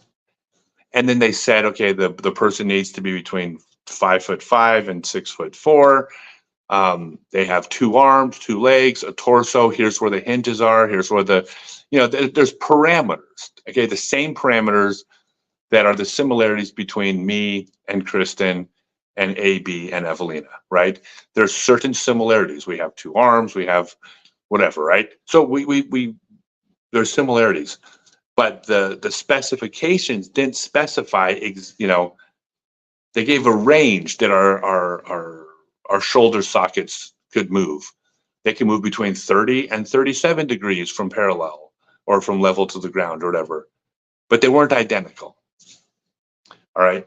So then 10 different aliens built 10 different mechanical devices that all looked pretty similar because they gave the specifications of a human, but they all were slightly different because they're all just, some of them move 8 degrees, some of them move 10 degrees, some of them are taller, shorter, right? Okay, so you got 10 different similar looking mechanical devices that are built to putt, but they're not all identical. Now imagine if you put every one of these mechanical devices into the exact same stance and had them putt. Some of the mechanical devices would putt better than others because they don't all move the same. They're similar, but not the same, right? Make sense? So that's the way we are. And the idea that you can look at another player putt or be told, this is your stance, this is your foot, this is your aim, this is your shoulders. That's the same as putting 10 different mechanical devices in the exact same putting stance. You're going to get different results. Some people will respond well to those putting rules, some people won't. That's the wrong approach to learning how to putt. It's completely backwards. Instead, what you need to do is look at those 10 individual mechanical devices, look at the schematics on them, look at how they move, and based on the mechanics of that individual unit, this device's foot's turned this direction, but the next device is turned this way. This one moves more fluidly this way. It's a push putter. This one rotates better this way. It's a spoosh putter.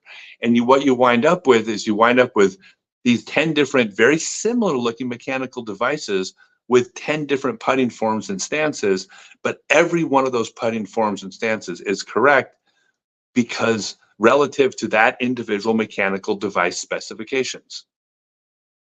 This is what putting is. So putting isn't about, here's your form, here's your foot placement, here's how you line up. It's bullshit. It'll never work.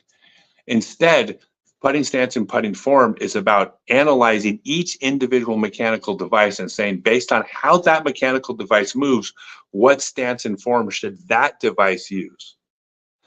That's the correct way to learn how to putt. And that's the Stokely method.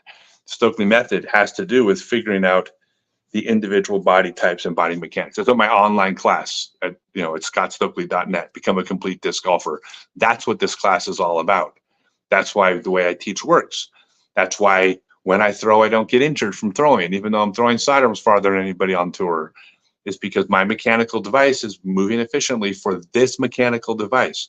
But I would never tell another person to throw with my exact form because they have a different mechanical device than I do.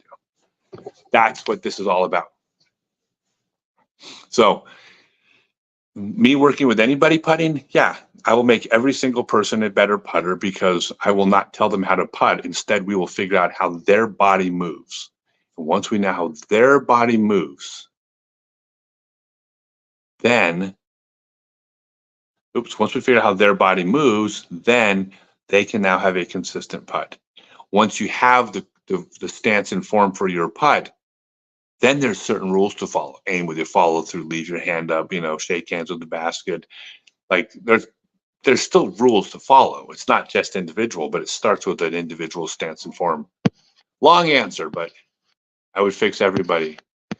All right. I'm sure you know that communication makes everything work in life. Now, please don't take this as a joke, but here's something to make happen. I'll set up an ace run on White House course. Wait, are you saying I can go to the White House and throw? It'll be the East Lawn. We'll get the White House staff playing. Would you come with some pro disc golfers to play? Would that be a huge shot in the arm for the game? 100% yes, I absolutely positively would. So please reach out to me direct. I can assure you the president and first lady about there getting putting tips from you, Ricky, Gannon, Calvin, and yourself. I'll be greasing the wheel to make it happen. Yeah, 100%. I would come to Washington, D.C. to do that. The disc golfer you employed at the White House or something, or just delusional? Yeah, I don't know what her problem is exactly with the putting, but watching her the other week at Waco was straight up painful at times. Hopefully she can get it dialed in. Yeah, yeah, I don't know either. Yeah, I absolutely would go to the White House. By the way, I'm not political, so me going to the White House does not care which person is sleeping at the White House that night. I don't care about politics. I'm not interested in politics. I don't understand politics, so don't misinterpret that. I would go because it's would be an incredibly unique experience and good for disc golf. So yes, if you make it happen, I would happily go anytime. So just reach out to me and let's do this. I'll bring the right people with me too. I don't know who that would be, but I'll make sure that we have the right mixture of people. Yeah, that's really cool. Message me direct. Let's set this up.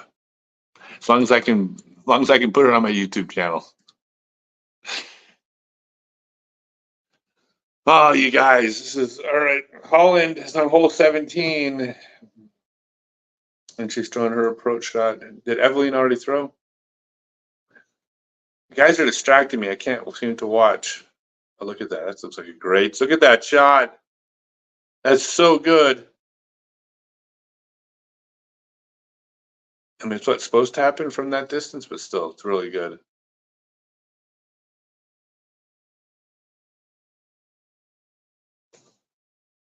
Let's see. Yeah, I mean, Evelyn is just. I mean, she's the best driver in the history of FPO.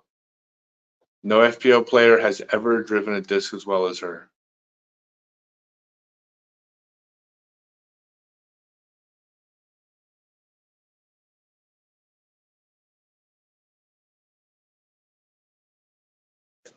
Let's see. David on Andrus. David, what's going on, buddy? How are you?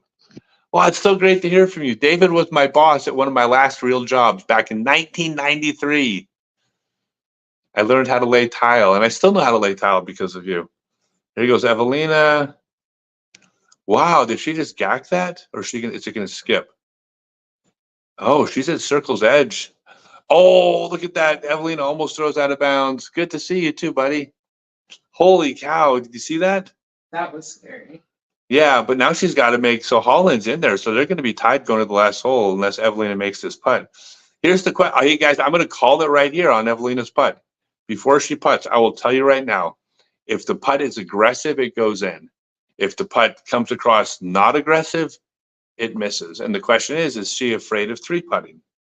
Like, is she afraid of that 15 or 18 foot comeback putt? And we're going to see. But she's had a couple putts today where she was aggressive on her putt, and they all went in. I mean, I'm not saying every aggressive putt's going to go in, but when she's not aggressive, there are almost none of them going in. Yeah, I would absolutely. We'd need to go. I need to go to the White House. Absolutely. I won't even tell them because I'm going to be too old. I just want experiences. Like I am going to. I'm going to set up dual citizenship, like maybe like the Republic of Chad, or kind of like some government that I can bribe into letting me be a dual citizen there, for the sole purpose of playing for their disc golf team at the Olympics. And I know it's people like in America are going to get mad because like I'm walking in carrying a flag from the Republic of Chad, but cut me some slack. I want to play in the Olympics. Don't tell the White House I'm going to do that yet, though. Let's get the White House thing over with first, and then only then will I will I get dual citizenship to an African nation in order to play in the Olympics. I say that people think I'm joking. Adriana, am I joking about that? Yeah, but Palmer Beth is putting courses out there, so it might be hard to get. I need to find a place where there's no disc golf. I need to find like We're gonna one have of those to little. start our own country or something. Oh, I would start my own country. That's where my cult's going to be formed. No, well, what's that island? Narabu? Is that it? Oh, yeah. Okay, so I don't have a problem with that putt at all. So she missed that. So I was wrong because she was aggressive, but like she was aggressive, but she look at this putt. That's how you putt. Like that's aggressive. Yeah, It that it was just it was just, unfortunate. yeah, it was unfortunate. And then Holland makes her putt, so they're tied. But I say I don't care. Like for Evelina, like look, I'm not being soft on a miss. A miss is a miss, but that putt was a win because she did it right. She putted correctly. If you putt correctly, sometimes putts miss. Not a big deal. If you miss because you didn't putt right, that's a fail. It's a fail when you fluff a putt and you don't give it enough and it just kind of wobbles in short or like no, that's a fail. When you aggressively hit chains slightly to the left and it kind of cuts out, that's not a fail. That's just a miss. Not the same. All right, they have one more. They have one more. Is David Andrews still there? Hope you're doing good, buddy. It's so good to hear from you.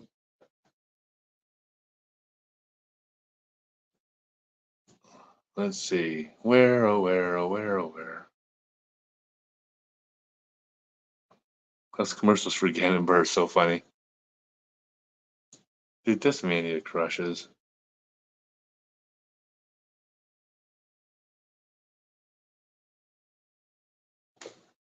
We played disc golf on the Texas White House lawn. Oh, that's right. I did play. Yeah, I played disc golf on the in Austin at the Texas's White House's lawn. I did. That's true. Mm-hmm. And where else have I played? I played at Parliament in the UK. And in Germany. In Germany, in Berlin, we played at the Capitol Mm-hmm. on their lawns, and the mayor of Copenhagen, I threw discs over the house of the mayor of Copenhagen. So I've dabbled in throwing it on Diplomacy. I'm dabbled in diplomacy. I just need my own country. If I live in the Allen Islands for 5 years, I can buy my own island. Yeah. That's on the agenda. I plan on doing that. All right, so this is the last hole. This is hole 18. I don't even remember this hole. Ben, time to go smoke one until your FPO show starts. Yeah, you're very welcome. This is the final hole. And Kristen is going to throw it. Did she throw it in bounds? Oh my God, how did she get through that? What? What? All right, so Evelina and Holland are on the last hole, and Holland. It's a tough position because if she goes out of bounds, Evelina can play it safe and take her second place. And if she does throw a good shot, then Evelina knows she needs to go for it. Definitely want to throw second here.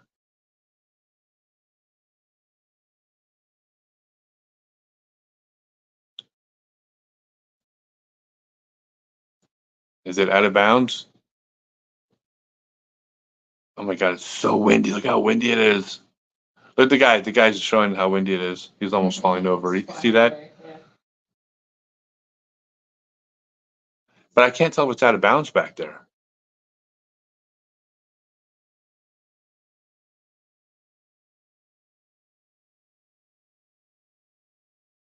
Let's see.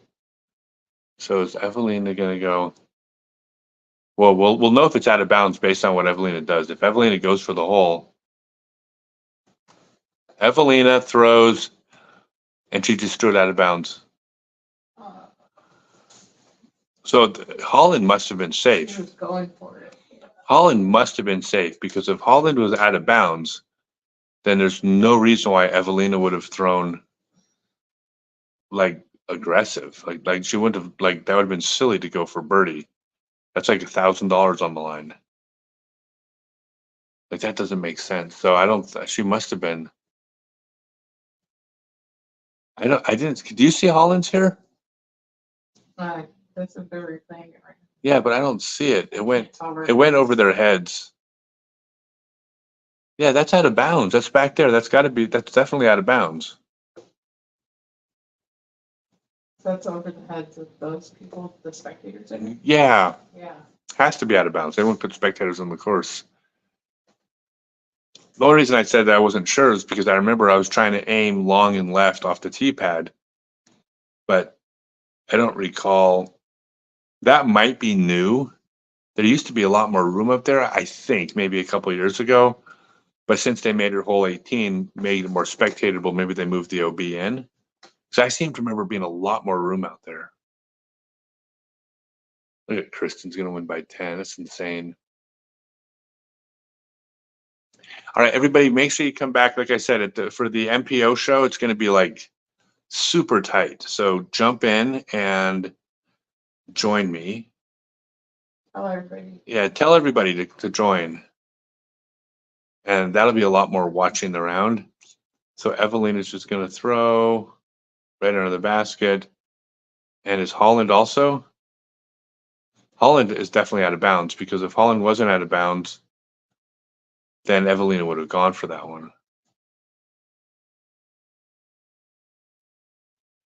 Or if you go out of bounds long, you play it where it went out of bounds, maybe.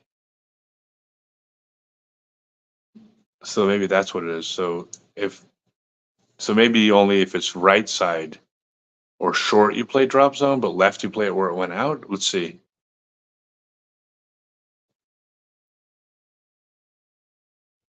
Hold on a minute. Let's see what's going on. I don't know what's going on here. That's the problem with no volume. I mean, so now Kristen's throwing before Holland? I don't understand. Or no. What is going on? I'm so confused. Oh no, Holland is safe. So that is safe. So she's safe. So then why? Or it's hazard? No, can't be. Yeah, like that. It doesn't make sense that would be safe. Don't throw a sidearm. What are you thinking?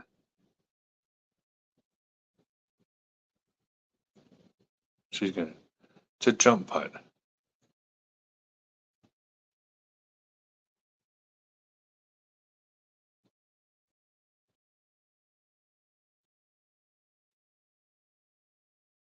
Look at that. What? Look at that. What? Like, why would you? It's a strange choice. It doesn't make any sense. Look at the wind blowing. You put the bottom of the disc to the wind.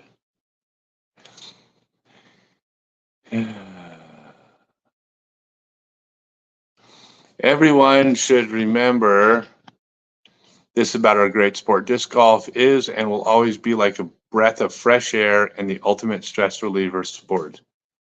It's not the ultimate stress reliever, but the other stress reliever is not technically a sport. So yeah, I guess it's the biggest stress reliever sport. Holland, and this is for par. It doesn't. Why doesn't it say what it's for?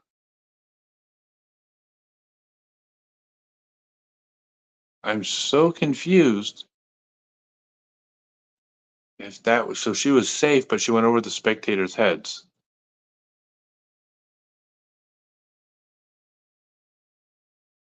I mean, it had to be safe, or else Evelina would never have gone for that. She would have played it safe. I just don't understand how it could be way over there and still be safe. I don't see a line up there. Maybe that's just, it's just not out of bounds or something, I guess. I don't know. Very Well, isn't confused. that what the little wall is?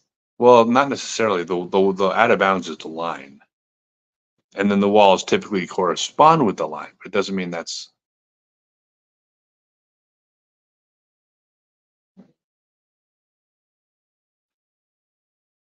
Unless it's hazard. Scorecard. So you can see what Come on, show the scorecard. happened. Yay, Kristen. Come on, where's the scorecard?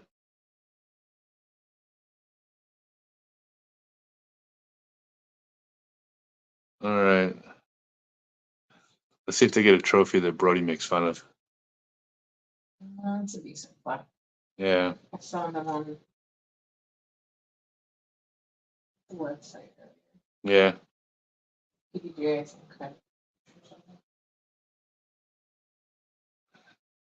Yeah. Let's see. I want to see what happened for second place, though. It had to be safe. I'm just surprised that that would be safe back there. But look at it. Yeah. There's no line. There's no line on long. Which that's. Yeah, Holland got a par. That seems like such a strange thing. Well, good for her. I'm glad she hung in there. She pulled it off at the end. All right, everybody. All right, I'm gonna log out for a bit. We're gonna be back at 3:30 Central Time, 4:30 Eastern Time, and like I said, this is gonna be MPO. Gonna be a lot more just watching and talking about the round itself, because that's gonna be, every shot's gonna matter. So let's we'll join y'all at 3:30. Have a great afternoon, and I'm gonna go take a nap. Thanks, everyone.